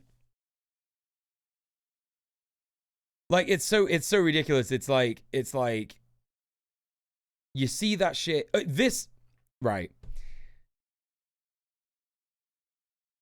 No, there's nothing to say about it, really. Do you know what I mean? Because I was going to say, like, you know, it sucks for women when you get, like, because women get comments like that all the time, every day, is what I'm basically trying to say. That's basically what I was trying to say. Don't objectify the streamer until you know them. I would even say, even if you don't, if someone said that to me, if one of my mods said that to me in a chat message, I would ban them. You know what I mean? But anyway, fucking in thingy today. Now, this is going to be a great, if you've watched my video on white supremacy on Twitch, right? Great example of that happened today. Right, now, first of all, chat, I'm going to see how many people get this. But first of all, chat, there was a chatter in Lene's chat. If you know Lene, love Lene. She's a great streamer. I'm going to fucking give her a shout out for that. Oh, hang on. I'm about to shout out Lesbian Pride because the tab function on Twitch sucks nowadays for some reason. Why can't I do this? Oh, she's not in the chat. That's why. In Lene's chat, a user came into the chat called, now, I want you to see what, put 2 and 2 together here, chat, if you can. Milk Drinker 1939. What's wrong with that username? Anybody? You can, even David, you can say, it doesn't matter to me. I just want to know, it's just like a bit of a thought exercise.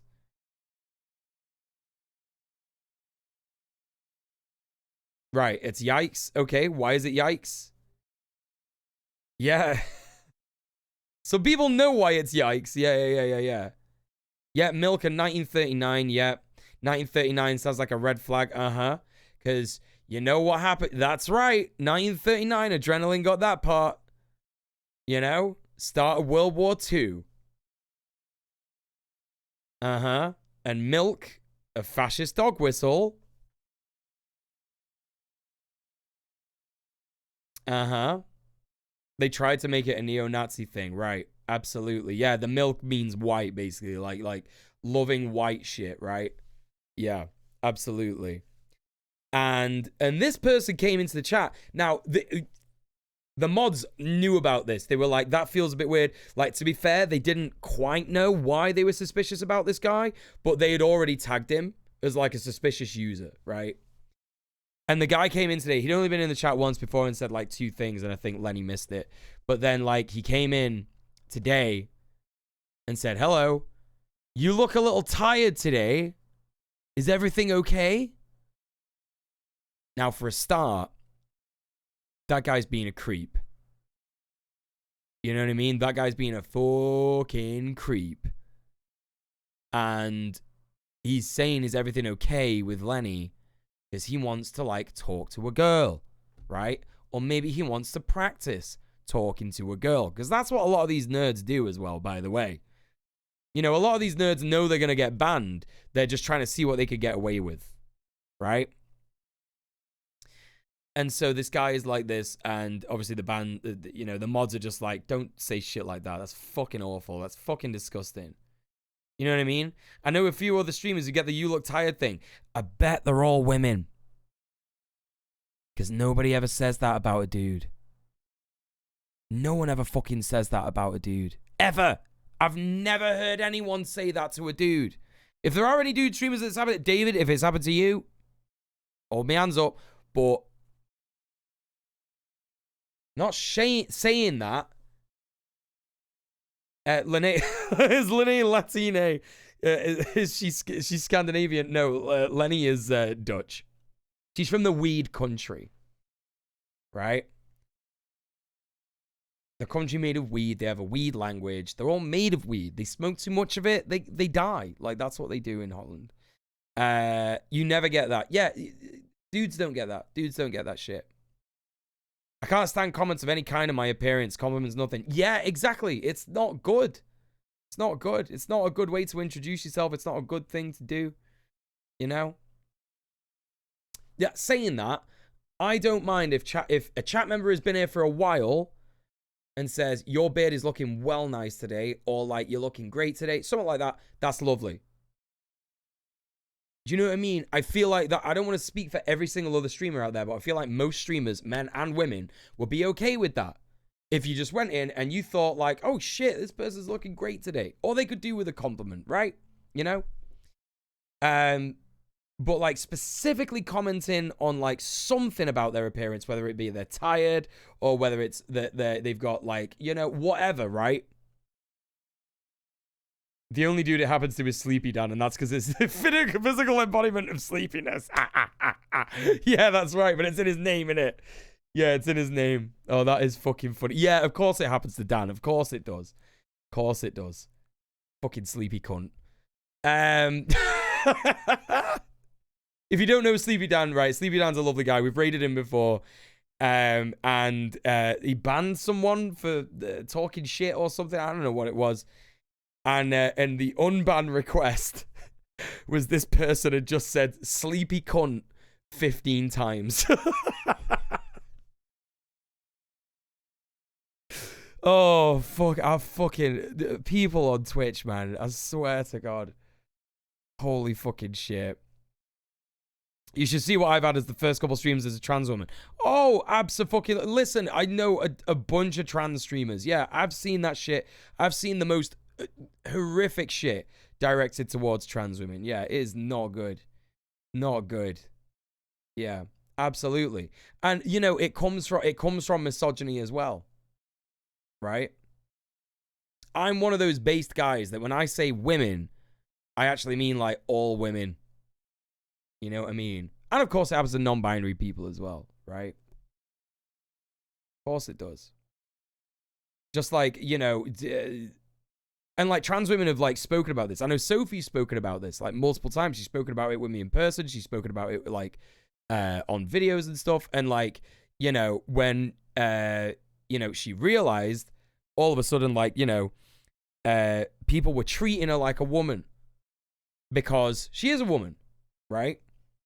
And people are just like having that same misogyny that they have to cis women to trans women. And it actually doesn't, like, you know, of course there's going to be specifically transphobic comments, but 9 times out of 10, I'm sure yous are going to agree, the trans women in the chat, if you've ever streamed or anything like that, it's trans misogyny, right? It's like a specific brand of trans misogyny and shit like that.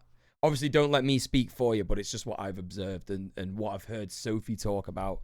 And it's just sick. Like, people, you know, it's going to be one of those things. It's either going to be like a hateful person who doesn't give a fuck and they're just trying to see what they could get away with, you know? And then it's going to be like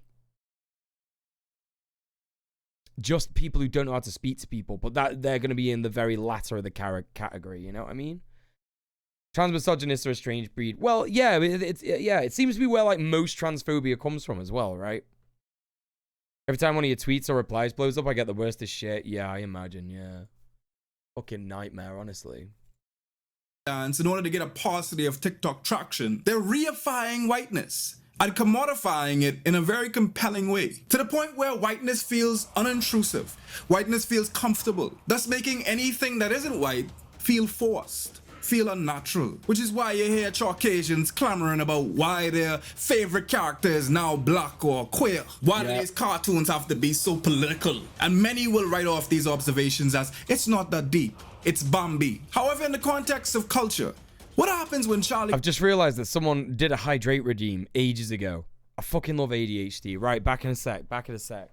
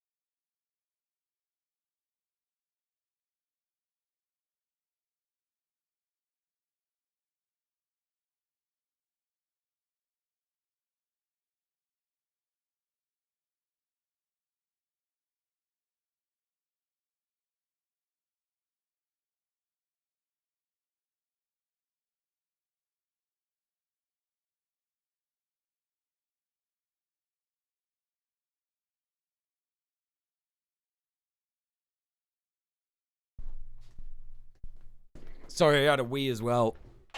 Yeah, he really said Caucasians. I actually had no idea what he fucking said. First, I was like, Caucasians. I was like, what's he trying to, what? I was like, I know that's something, but I didn't quite twig it was chalk. Pretty smart, that. Love that. You know?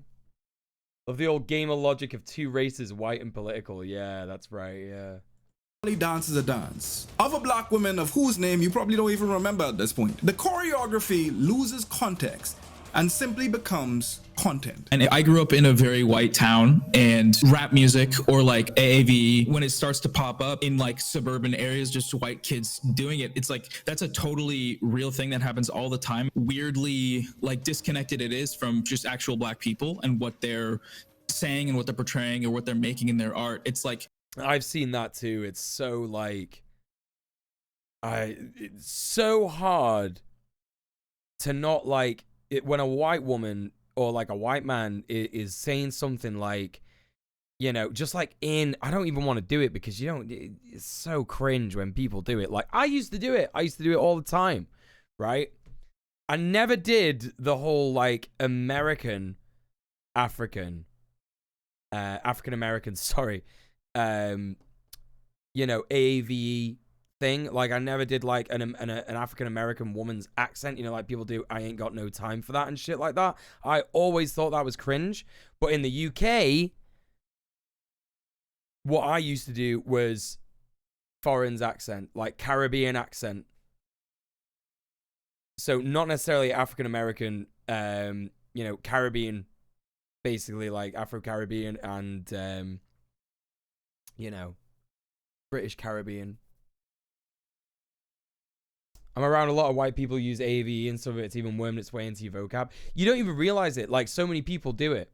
And there's a bunch of fucking white people that do it like now because they're so like there's a really unique mix of like UK streamers who are like you know, they don't really understand AAV, and if they do understand it, they don't understand why it's offensive, and they keep doing it because they've picked up that that's what other white streamers do on Twitch, but they've never met anyone in their life who speaks like that, right?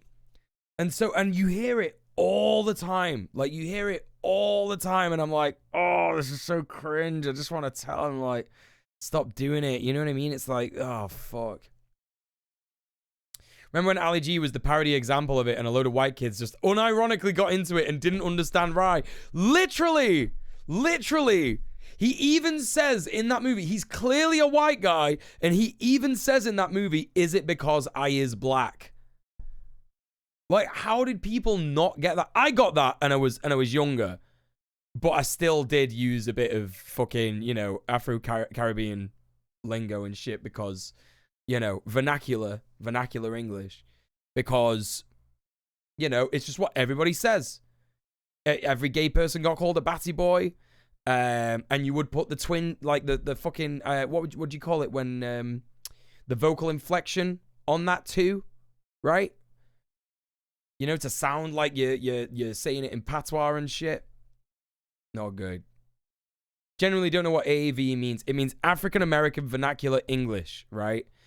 And so the vernacular part of it is that people basically do blackface, but just with their voice, right?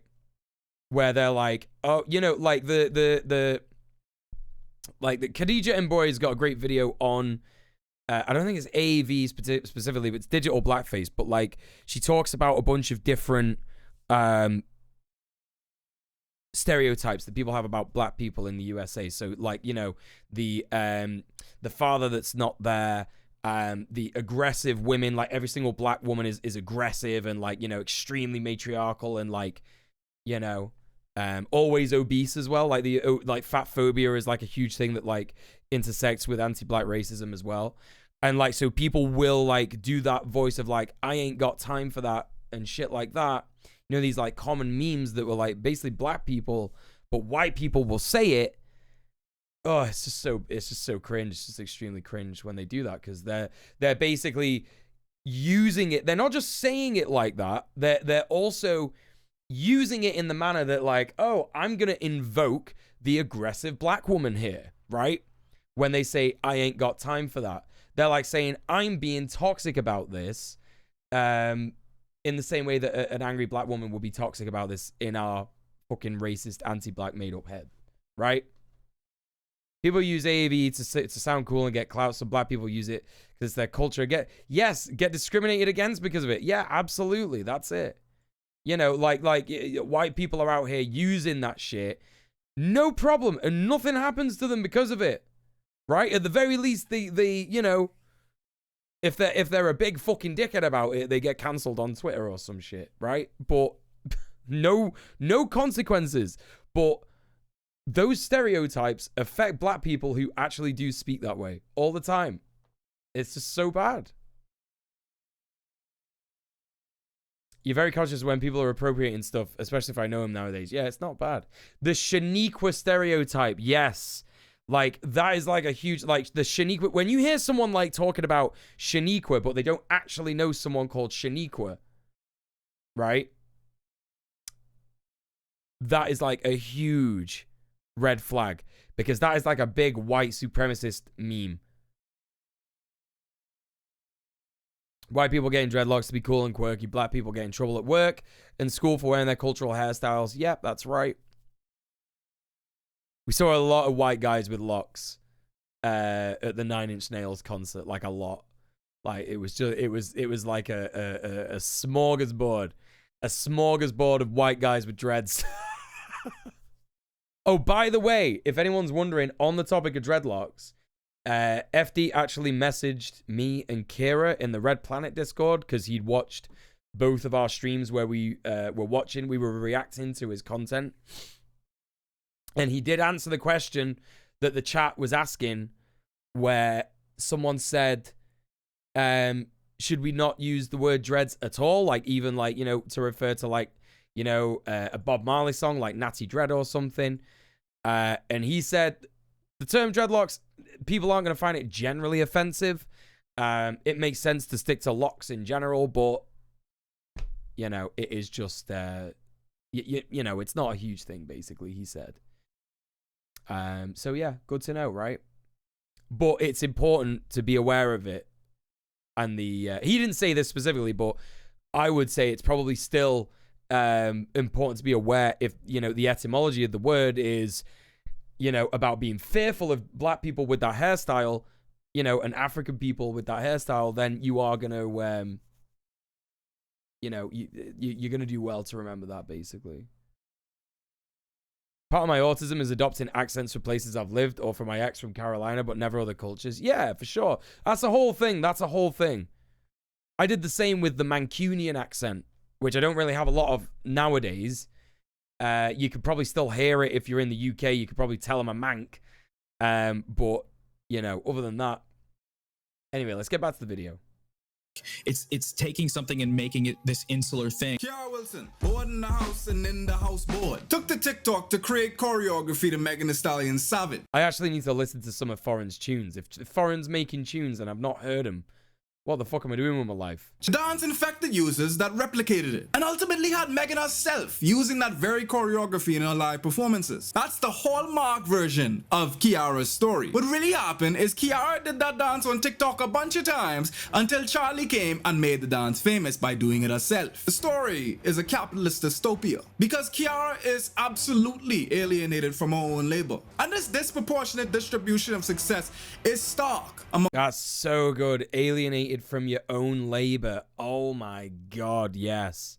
Black and white creators. You could say something and it'll probably get— Was Foreign always this commie pilled? Did I commie pill?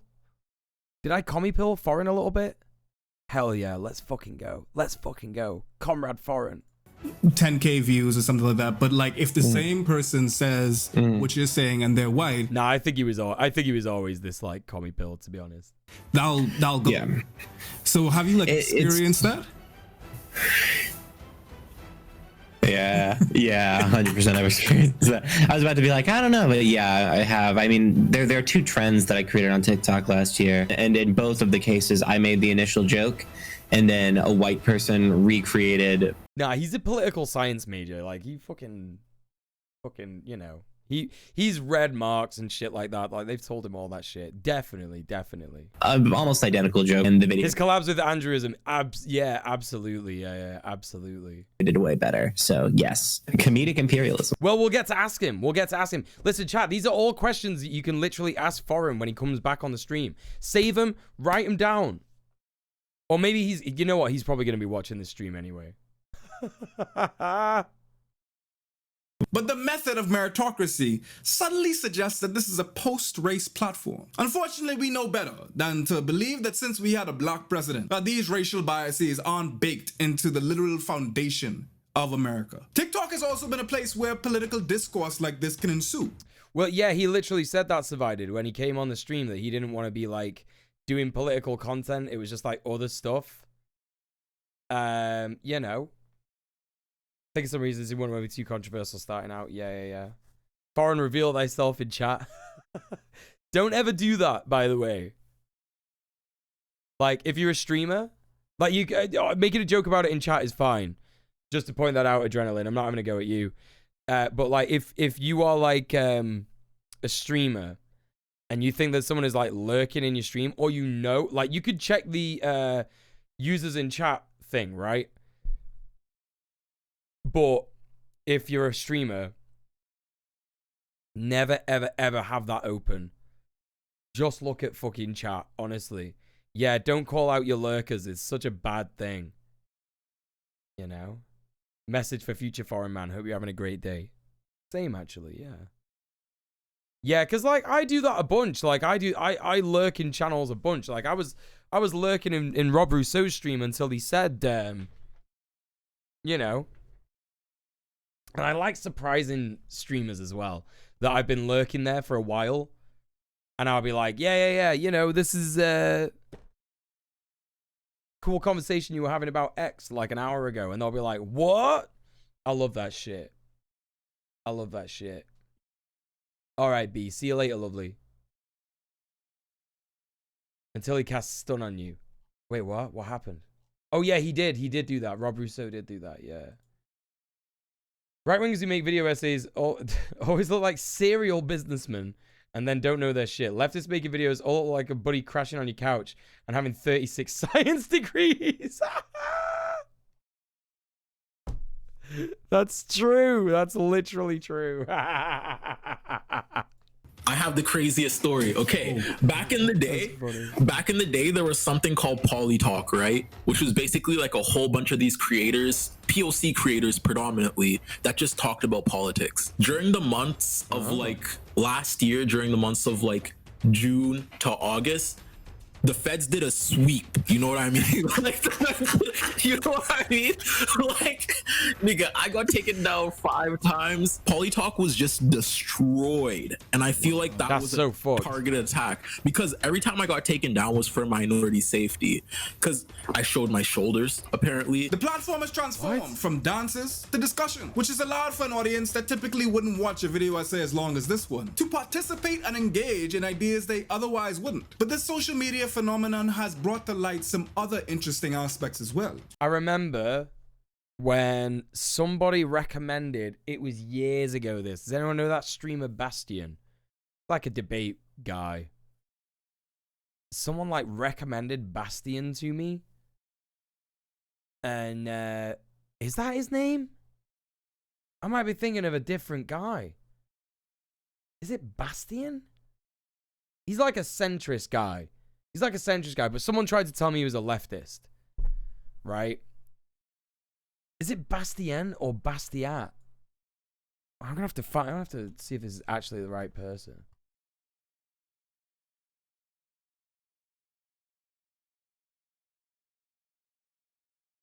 All the debate streamers have the same name. Yeah.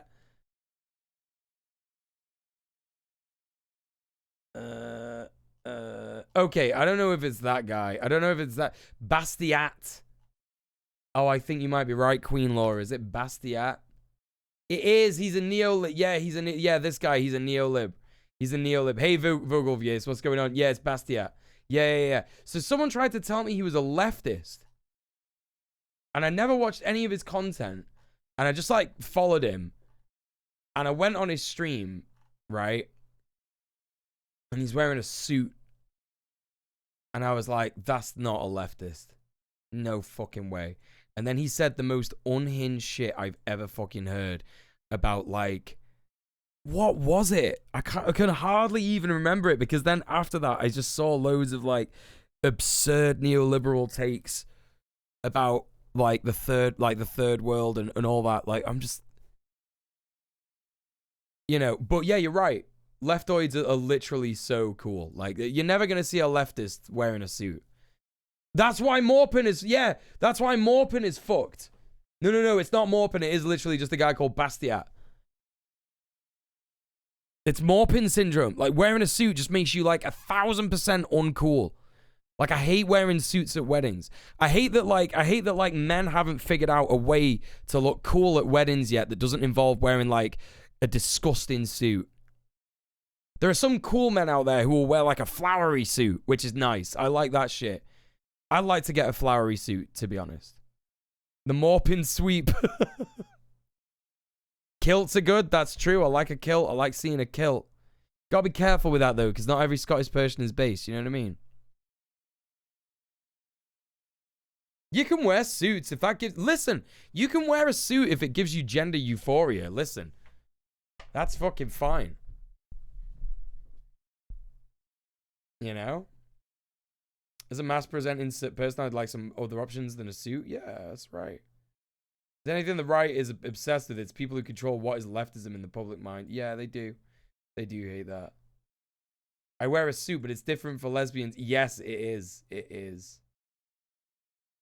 Lesbians, you're going to be hard-pressed to find a lesbian wearing the suit that I'm talking about, though, because these are not cool suits. You know? Our own Gogo says, the most I've managed to get black jeans as a compromise to really not liking the feel of suits. Yeah, it sucks. Yeah, it's hard. It's hard out here. It's hard out here. Tweed suits are nice. Yeah, well, normally if I go to a posh do, I wear a moleskin blazer. And actually the buttons of it have fallen off. And also it's fake moleskin. So that's pretty good. The quest to find lesbian Morpin begins. No! Oh god, no. Yeah, I love a woman in a suit, by the way. Like, that is super hot. Extremely hot. But I love it when anyone of any gender fucks with that gender in general, so I'm super biased. Like, I've always liked, you know, masculine women and feminine men. And like, you know, when I realized non-binary was a thing, I was like, this fucking rocks. This rocks. You know? And that is the aesthetic of activism. During the George Floyd protests, many influencers... Suits were made for lesbians. They got co-opted by dudes. I'm here for it, Kiri. Yeah, I agree. I think you're right. Charlie included, gestured in support of Black Lives Matter by posting up black squares, or in Charlie's case, putting up BLM in their profile picture. And moves like this can very well be in good faith, thus garnering glowing support from critics and fans alike. But the irony is that these individuals go right back to their social media practices that prop up institutions that marginalize black people. Where do we give space to white allies? Because that is the reality. No matter how poignant and eloquent we are, they just need to hear it out of a white face. And we do need white people to fulfill that role in the movement. But also, white people be problematic. White people center themselves. And I empathize with these people. I truly do, because it is genuinely difficult to navigate this political landscape, even as an ally. However, it's not impossible. I've essayed about minstrelsy and my commodification of NVIDIA. But TikTok has a very interesting implication when it... NVIDIA. He said NVIDIA because obviously... there's like a slur in the title of that video, but it said NVIDIA. The CC was like, he's talking about graphics cards. Comes to parodying blackness. No longer does Shane Dawson need to throw a black scent. White TikTokers could... Was that legit him? Just that? Was that legit? No fucking commodification of NVIDIA. But TikTok has a very interesting implication when it comes to parodying blackness. No longer does Shane Dawson need to throw... I did not know he did that. What the fuck? What the actual... I will never understand. I will never understand this. I will never, ever understand this. Who is out here thinking, I'm gonna put makeup on my face to make myself look black. Not just black, but like a black woman. I'm gonna be like, you know, I'm gonna be transphobic and racist right here. Misogynist, transphobic, racist, all in one package. Like, I just can't, like, I literally can't, like, I can't fathom what's gonna make that that's the content he got big with? Jesus. What the fuck is Justin Trudeau? It's literally Justin Trudeau. Justin Trudeau did this shit as well. He did it in 2022. Fuck off. No, he didn't. No fucking way.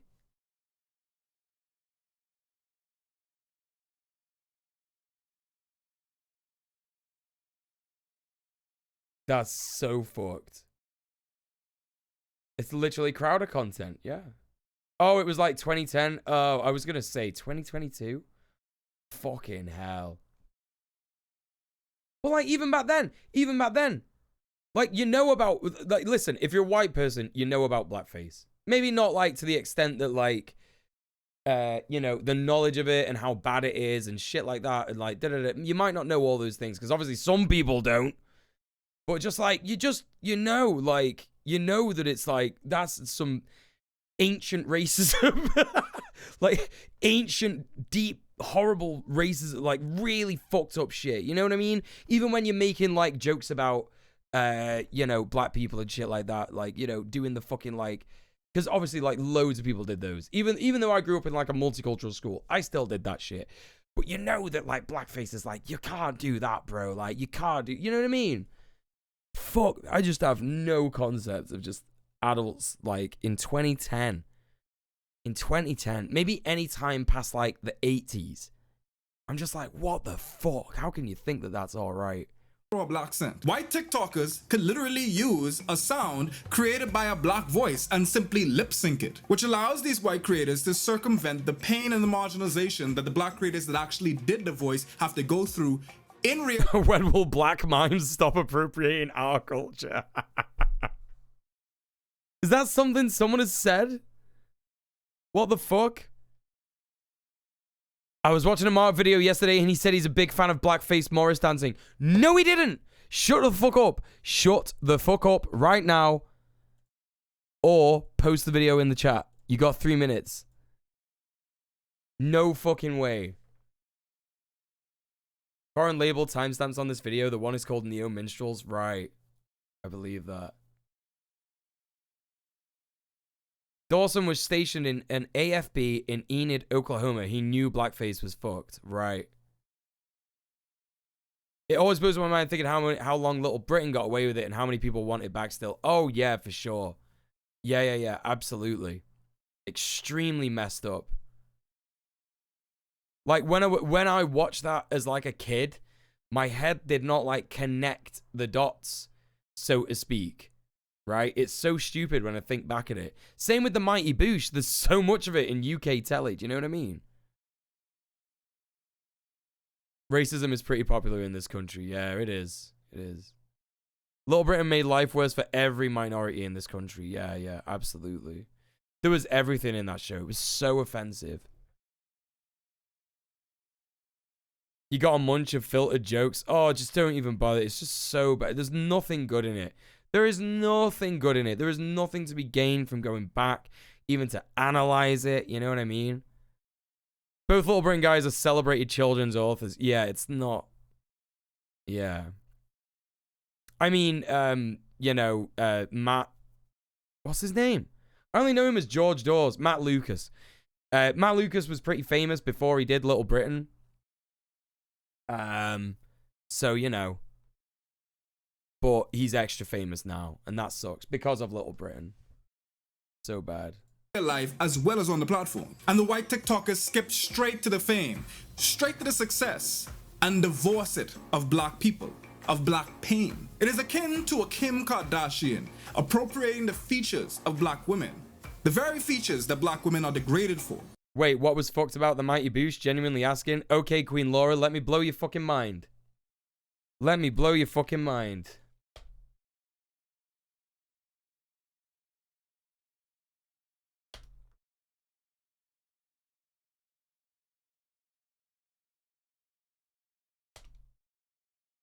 All right. Okay. This is Michael Fielding, right?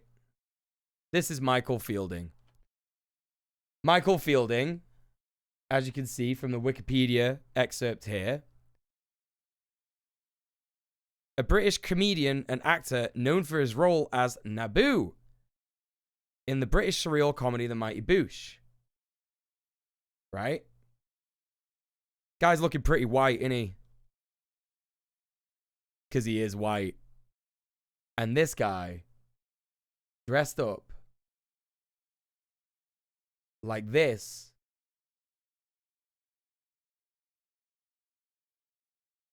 oh, where the fuck is it? Where the fuck it? What's just happened? What's just happened? Dressed up like this in every single episode of The Mighty Boosh. Every single one. Right? Now you might be thinking, Mule, well, you know, he's white, but he kind of like maybe got features that maybe he's got some, I don't know, maybe he's got some lineage or something. Who knows? Well, I don't know. I still don't think it's okay because he is seen as white, right? In general, like, you can't tell me that no one's going to see this person walking down the street and go, he's not a white guy, right? Well, then you might remember Noel Fielding. And I don't need to show you Noel Fielding's face because everybody knows what he looks like. But, you know, this guy right here, you know, like the famous one that everybody does jokes of all the time? Right? Now, the lighting in this episode served his purpose. Served its purpose. Right? Because if you are as unaware as some people, you would not notice that his skin, he's supposed to be like a scaly fish thing. He's got like green hands and shit. And in the animation, it's green. Like old Greg is green, right? But his face color is a lot of a different color to green. It's fucking brown. That's Blackface right there. And he talks in fucking AAVE. And in the animation of old Greg, he talks about how he was like a funk musician.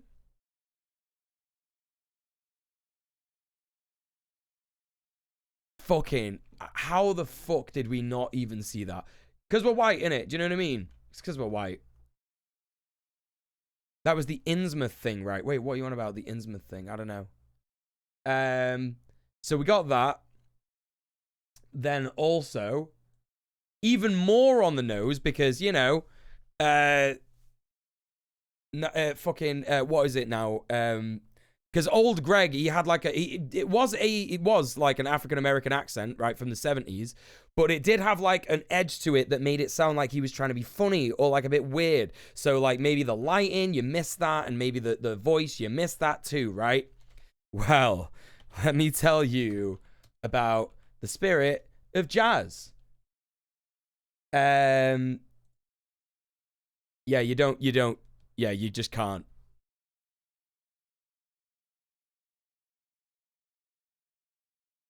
You just can't. There's no fucking way that you can get this wrong. There's no way that you can't see this shit. Like, extremely, like, specific blackface as well, which is what is, like, fucked up about this, right? Because he's got locks, and he has got, like, a skull-faced tattoo. And part of this character's backstory is that he was, like, you know, a voodoo priest, or he knew a voodoo priest, right? Extremely messed up. And when you hear his voice, Like, okay, I'll just get a clip. I'll just get a fucking clip. Hold up.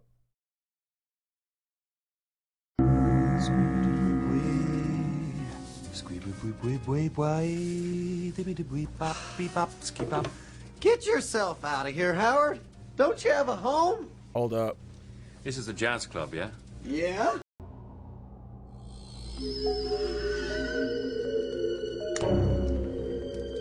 Well, what have we got here? Hey there, little fella. Little piece of chicken. Not even the accent. He's literally doing the, like, black people like chicken thing. He literally says little piece of chicken.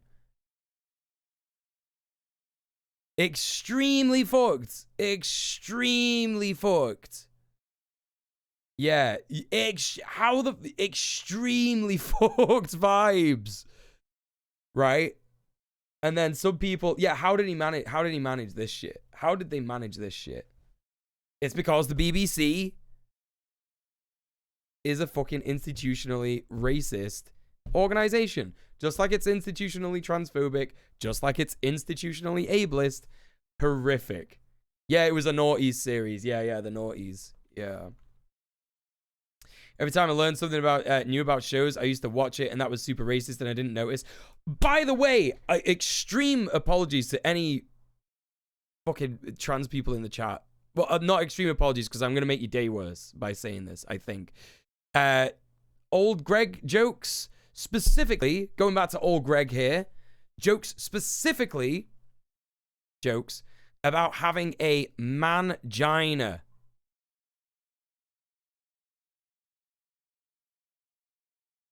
So, extremely, but there wouldn't be a word for like transmisandrist, but transphobic to trans men, 1,000%. You know what I mean?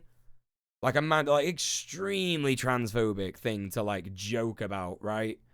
So bad. Yeah, that decade was full of edgelord cringe. Yeah, absolutely. Carbon copy from Little Britain sketches. Yeah. A lot of them were. Definitely. Like they took inspiration from each other and shit like that. Okay, and then people have mentioned this in chat. As well. Julian Barrett. So some people said they've never seen Julian Barrett or Noel Fielding before. So I'll just show you what they look like. Like they are white. Like I would hope that you would trust me on this. Like they are just like white guys. So there's Noel Fielding. That's him. That's what he looks like without blackface. And this is Julian Barrett. So yeah, just both unequivocally white guys in it. You know what I mean? But Julian Barrett in particular, he did a character called, oh God, what was his name? I feel like that was racist as well. I feel like his actual name was racist. I can't remember. Rudy? Yeah, Rudy. That is kind of racist, I feel. Because I feel like, I don't know why, there's a lot of like musical messages in Mighty Boosh, which is why I used to like it so much. But like, you know, you've got the reggae song. It's kind of ska, it's kind of reggae. A Message to You, Rudy. You know about that one? I don't know. Maybe I might be grasping at straws there. But you just can't even, like, this one is just absolutely like, hold up, let me fucking find a decent image of it. Decent image, I say. Yeah, this one is just like, literally doing blackface is like Jimi Hendrix. You know what I mean? Now I feel, Rudy is slang for bad. Is that right? Like Rudy. You only know Rudy is short for Rudolph? I don't know. I might be grasping at straws on the Rudy thing with the name of this character, and maybe it being a reference to Caribbean culture or something. I don't know. Do you know what I mean?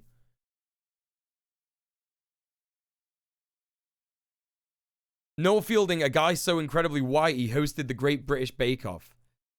He refused to eat any cake as well, did he? Yeah, that's fucked. That's so fucked. Outside of straight up blackface, they also generally cast white people to play non-white characters wherever they can. They struggle with tooth and claw to not platform non-white people in media. Yeah, absolutely. Yeah, absolutely. And people working behind the scenes as well. What was it with British noughties TV so much? I feel like it was a combination of like a lot of drugs and people didn't know what to do after Britpop. And, you know, I feel like a lot of these guys, they were the right age to have been influenced by a lot of that racist comedy from like the 1970s and the 1980s. You know, like Love Thy Neighbor, where it's like, oh, we don't see race. You know, he's racist to the white guy and he's racist to the black guy. Haha, there's no power imbalance here. You know? Queen says, now I feel dirty for having liked the show so much. Queen Laura, right, let me tell you something. So, first things first. There's no need to waste your time feeling bad about it because you didn't know. You didn't know.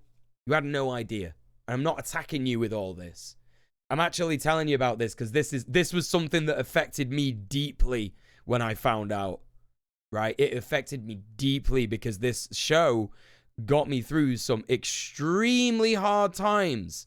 Like, not every single episode has got, like, you know, it's not just all blackface, right? You know what I mean? Like, there's some genuinely enjoyable jokes in the show that, like, aren't racist, aren't xenophobic, aren't, you know, transphobic or anything like that, homophobic and stuff.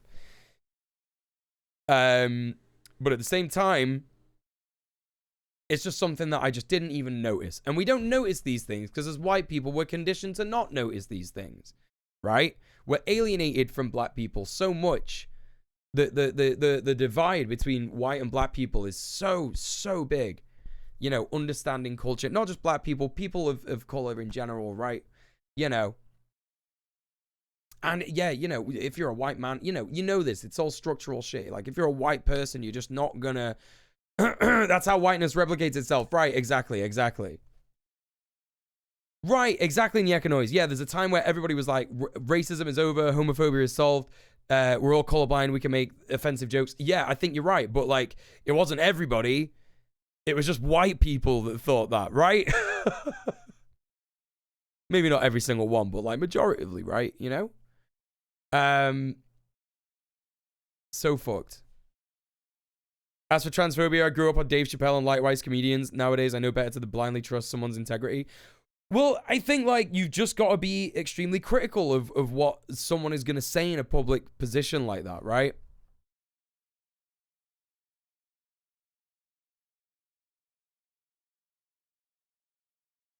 Where's my flat cup? Where's me? There it is.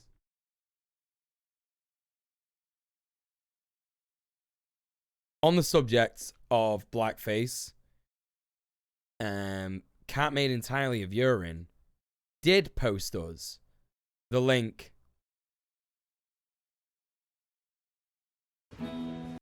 to what the fuck? When was this video produced? Today? It's today's video? Wait, no, it was 2 days ago. Sorry, I don't know what date it is. Right. Anyway, sorry, I didn't finish what I was trying to say to Queen Laura. I didn't finish what I was trying to say to Queen Laura. What I was trying to say was, marginalized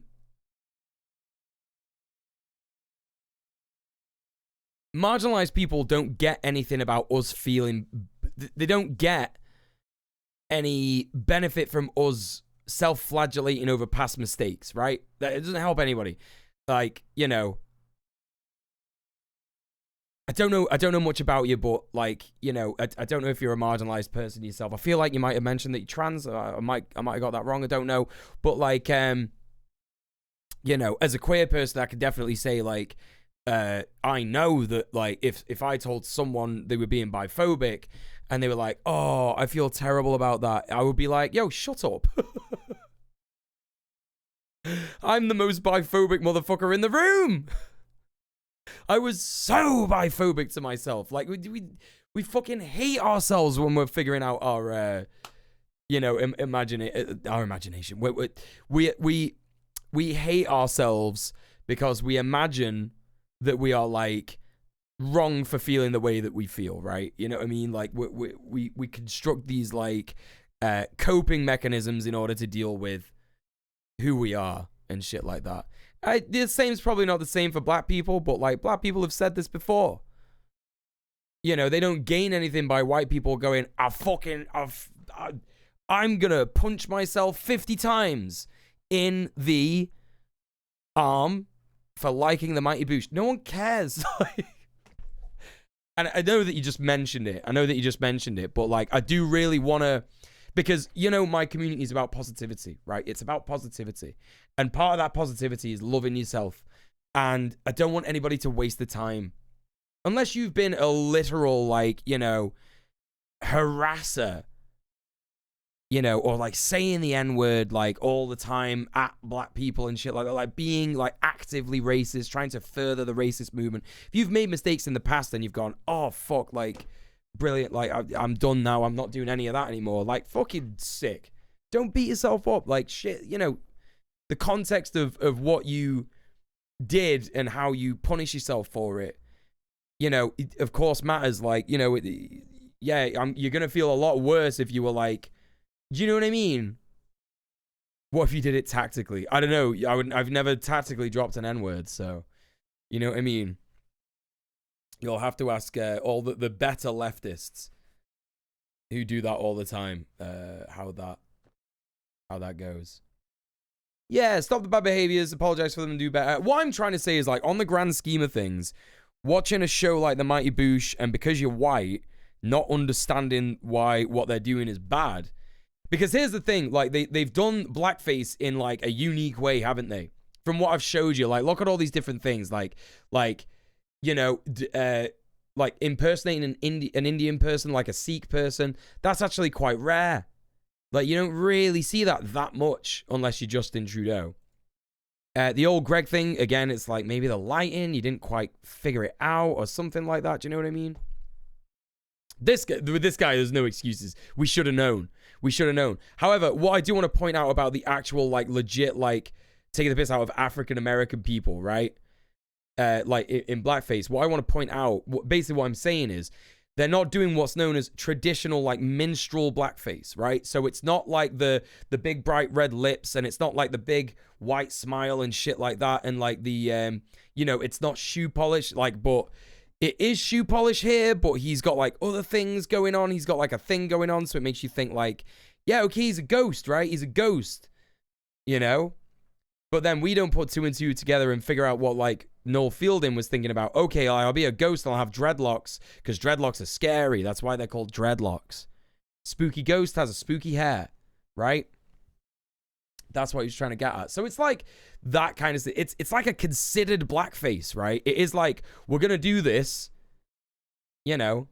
And here's the most absurd thing about the blackface in this show. Is that they actually had Richard Ayoade, who is like biracial, on this show. Do you know what I mean? And I have no idea. He must have said something. He must have. I mean, maybe he didn't. Like, you know, not every marginalized person understands their own oppression in the way that we expect them to. And that can be part of being an ally, understanding that, like, not every black person is going to know that, like, you know, this is blackface or shit like that. Do you know what I mean? But it just shocks me to know that Richard Ayoade's there. You know, he not, like, why would he not say something, like, anyway? So yeah. Anyway, where was I at? So on the subject of blackface, we're now looking at he was cast in the IT crowd as the bad autism analog. Is that what it's supposed to be? Is that why he's like that? He's supposed to be autistic? What the fuck? Oh, Graham Linehan. I am simply not surprised. That's so bad. It's a double stun lock right now. Yeah, it is. Yeah, it is. Maybe he didn't say anything because he thought he wouldn't get any jobs anymore. That's a great fucking point. Yeah, exactly. Exactly. There's that implied, like, you know, you know, don't want to, you know, don't be too controversial. Like, don't speak up about racism because then I won't get hired. And that's something we as white people miss a lot. You know what I mean? Really, really, really fucked up. So a cat made entirely of urine has just sent me this, and apparently it's in between 16 minutes, did you say? And 17 minutes, and he talks about, like, Morris blackface dancing. This was a whole thing that, like, this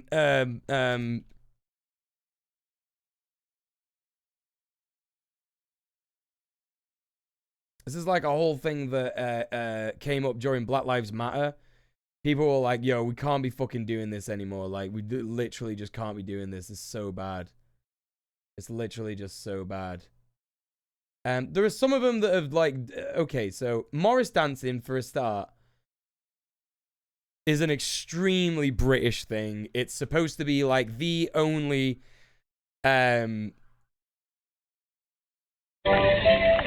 like, traditional British thing that we didn't, like, steal from anyone, but I don't believe that. To be honest, I don't believe that for as far as I can throw it. But it's this fucking nonsense, basically. So they got canes, and they're like, you know, they got these little funny outfits on, and they're dancing around. It's pretty gay, to be honest. I'm here for it. I'm loving it. Do you know what I mean? It's giving gay. It's giving 2 a.m. at on Canal Street. You know, it's giving... maybe inspired by German lederhosen.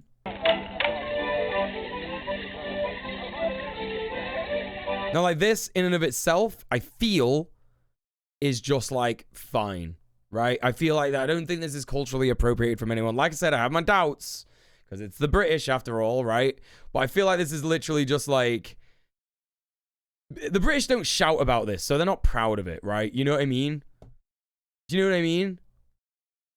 I know the gay Gordons, yeah, Emmy. Yeah, I know him. Used to work in the village. This in and of itself is just like, whatever. It's just a bit embarrassing. It's just a bit like, oh, what you doing? But, like, sometimes sometimes Morris dancing is just like, they just do blackface. And I never knew about this. I never knew about this until... Black Lives Matter came up and people started talking about it. And I was like, what the fuck? So they do all that with this as well. Like, so some people do it. It's like, I don't know, it's so fucked up. But here's the thing, like, I can't see it going further back than, like, the 1800s. And the slave trade was definitely a thing in the 1800s. People knew who black people were, what black people were. Fuck, we saw a fucking Hieronymus Bosch painting the other day that had black people in it. So they knew, like, people knew that black people existed and shit, right? That's the first time I heard about the blackface thing in Morris dancing too. Yeah, it was a big thing in the UK around Black Lives Matter, around the George Floyd protests, I should say, because Black Lives Matter has been going on for longer than that. So, you know, mad. Just absolutely mad. And people just, like, people won't let it go. But let's hear what Mark has to say about it, because a cat made of entirely of urine.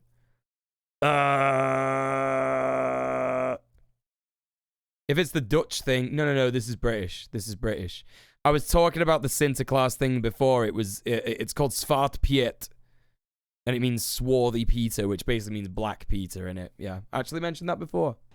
Got it so it was a bit light, and then I started filming. Then I went into a dark shady bit and it was rubbish, so I went back to the original setting. Anyway, yeah, so I had a bit of a research on the video, and it turns out that the Morris men who are dancing in the courtyard of that place are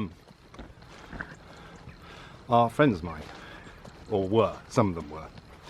And wait, does he capture like Morris dancers with blackface on this video?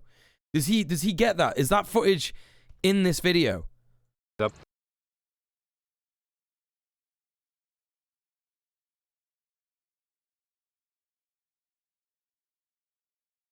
Oh no, is he just talking shit? Is he's just talking shit? Okay, all right. He's just talking shit. Right, that's fair enough. Video. It turns out that the Morris men who are dancing are friends of mine, or were. Some of them were, and I ended up working for some of them, doing their gardens, and being hassled to join. It's quite nice being hassled to join, but I'm more of a Blackface Morris than anything else.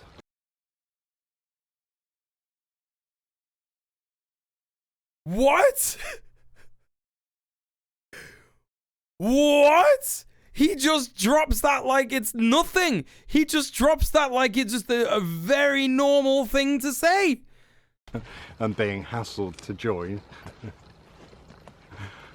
It's quite nice being hassled to join, but I'm more of a Blackface Morris than anything else. What?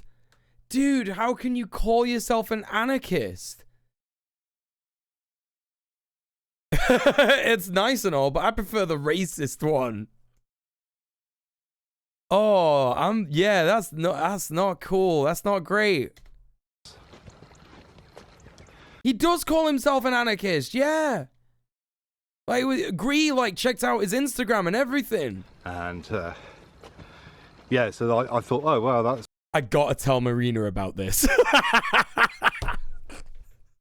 I have to tell Marina about this. Oh, they're gonna be fucking devastated. Marina loves Mark. Loves Mark like we loved Mark. Oh, no. Oh, they're gonna be so devastated. Fuck. Oh, fucking hell. Oh, this sucks. This fucking sucks. More strangely coincident. Okay, now I feel fine about taking the piss out of him. I always felt like a bit odd taking the piss out of Mark, even though he was very threatening. But like, yeah, well, not very threatening. He's just always kind of threatening. You know, someone in the chat said it. They worded it in a way that was dead funny, and it was like, not threatening entirely, but there's always a chance he might just pop off, right? You know what I mean? Incidental, isn't it? And not only that, I'm associated... Not very threatening, but we do think he burnt down people's sheds. Yeah, that's right. Yeah. Associated with this place through one of my jobs. Yeah, he's always had that vibe. Yeah. We knew that the friendship was it was on rocky ground. You know what I mean? We were like, oh, what's going on here? What's he gonna say next? You know, the COVID denial shit. There was a bit of shit like that. He just drops the way he just drops it though. I hate that. Which is why I'm trying to get. Do you know what? I'm gonna do it. If he doesn't pick this up ever again, if he doesn't pick this up ever, does he never speak about this again?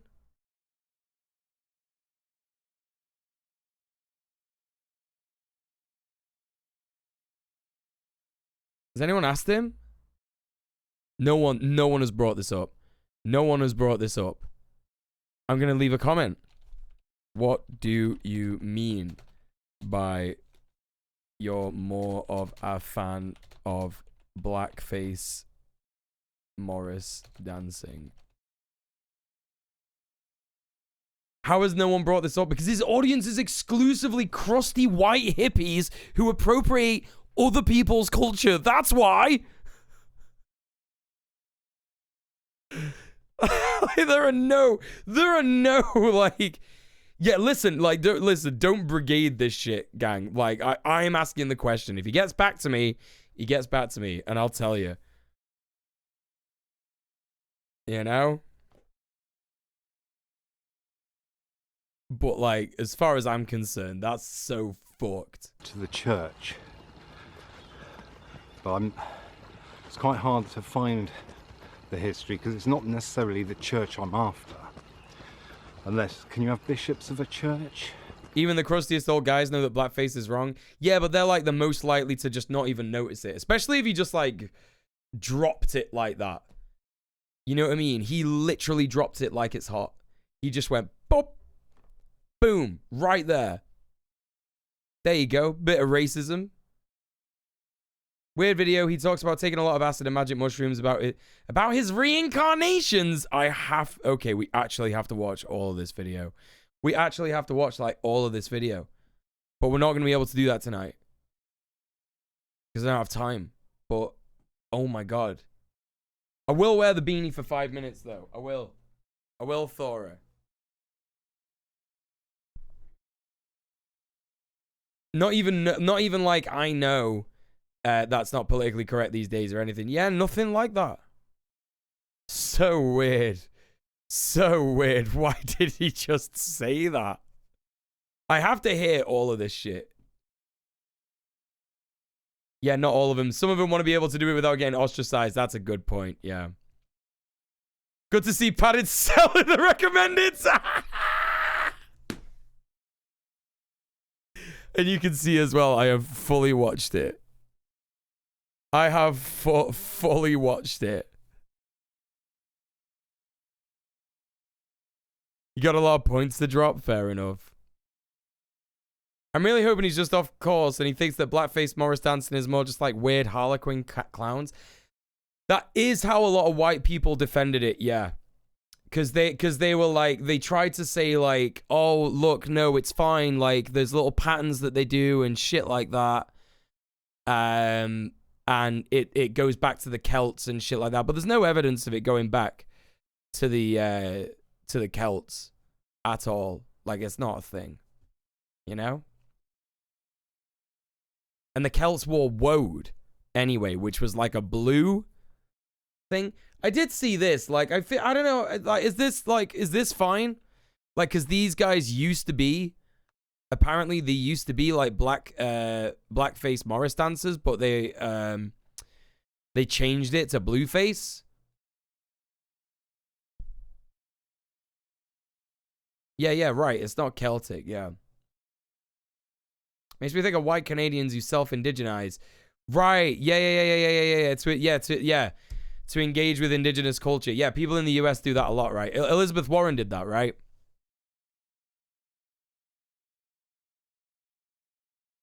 I don't know. They don't look fine. They look like they have a U-Haul. What does that mean? What does that mean?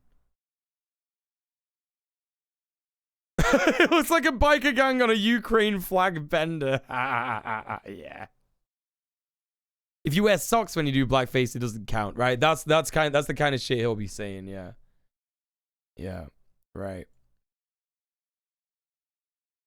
You know, it's kind of sad. Like, that's the only thing I know about Elizabeth Warren now. Like, I remember when I knew some of her policies. I remember when I knew, like, some of the things that she said. Obviously, recently, she went crazy about Roe v. Wade on camera. I don't know, like, if it was, like, a press thing or something. But, like, she did go a bit, like, you know, spare about that. My grandmother, who's from Oklahoma, claimed to be part Cherokee, which is absolutely no evidence for. Right. Yeah, we're not the right. Yeah, we are not the right, like, you know, white people. I know I have, you know, people of color in my community and stuff like that.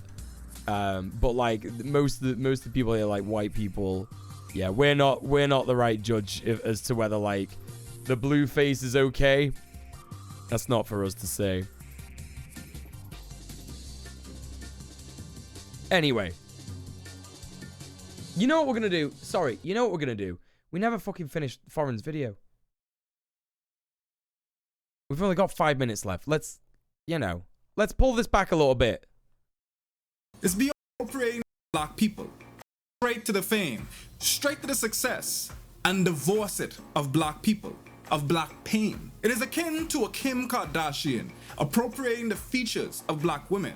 The very features that black women are degraded for. It's beyond non-black people sharing black memes and vernacular and colloquialisms in an effort to communicate with non-black people in a particular hip and urban way. It's now to the point where you can literally race roleplay and get fame for it. Harking to a quote from Bell Hooks, Eating the Other. When race and ethnicity become commodified as resources for pleasure, the cultural of specific groups, as well as the bodies of individuals, can be seen as constituting an alternative playground where members of the dominating race, genders, sexual practices affirm their power over an intimate relations with the other. TikTok is tourism for non-POC creators to enjoy POC culture without the pain. I'm not sure exactly That is so true. what I'd call my race.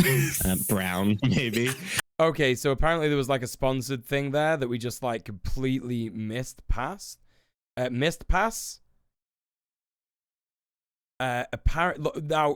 you know what?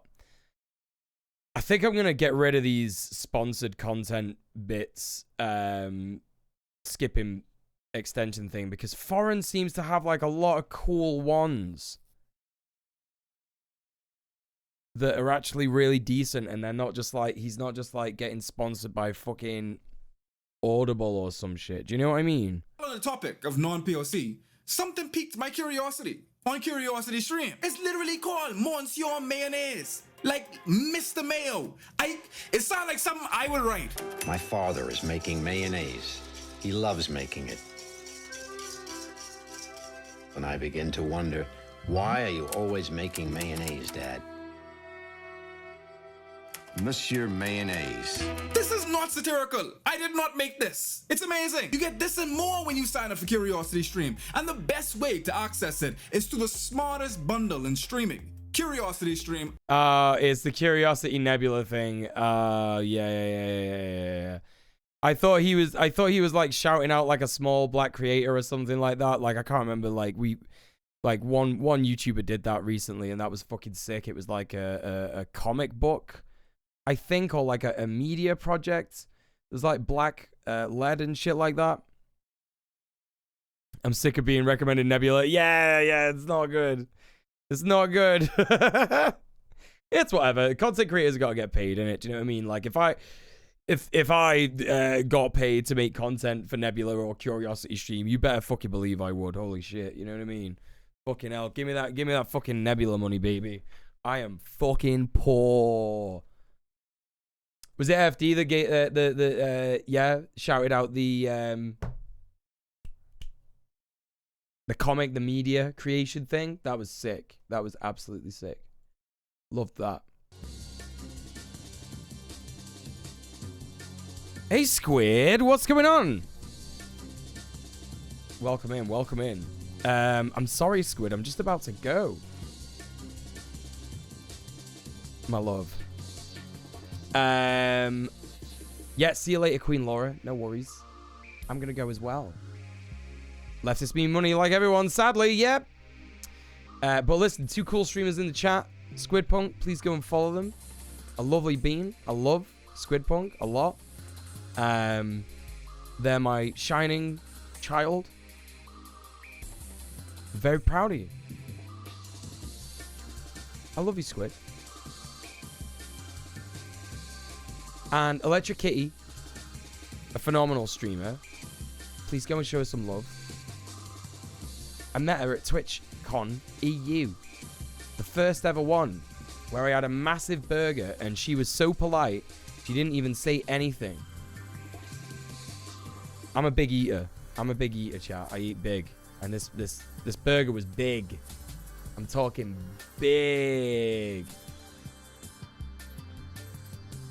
You better drop them both a follow. So, we're going to go and raid someone. And that person that we're going to go and raid is... I don't know who we're going to raid. There's so many people live. What the fuck am I doing?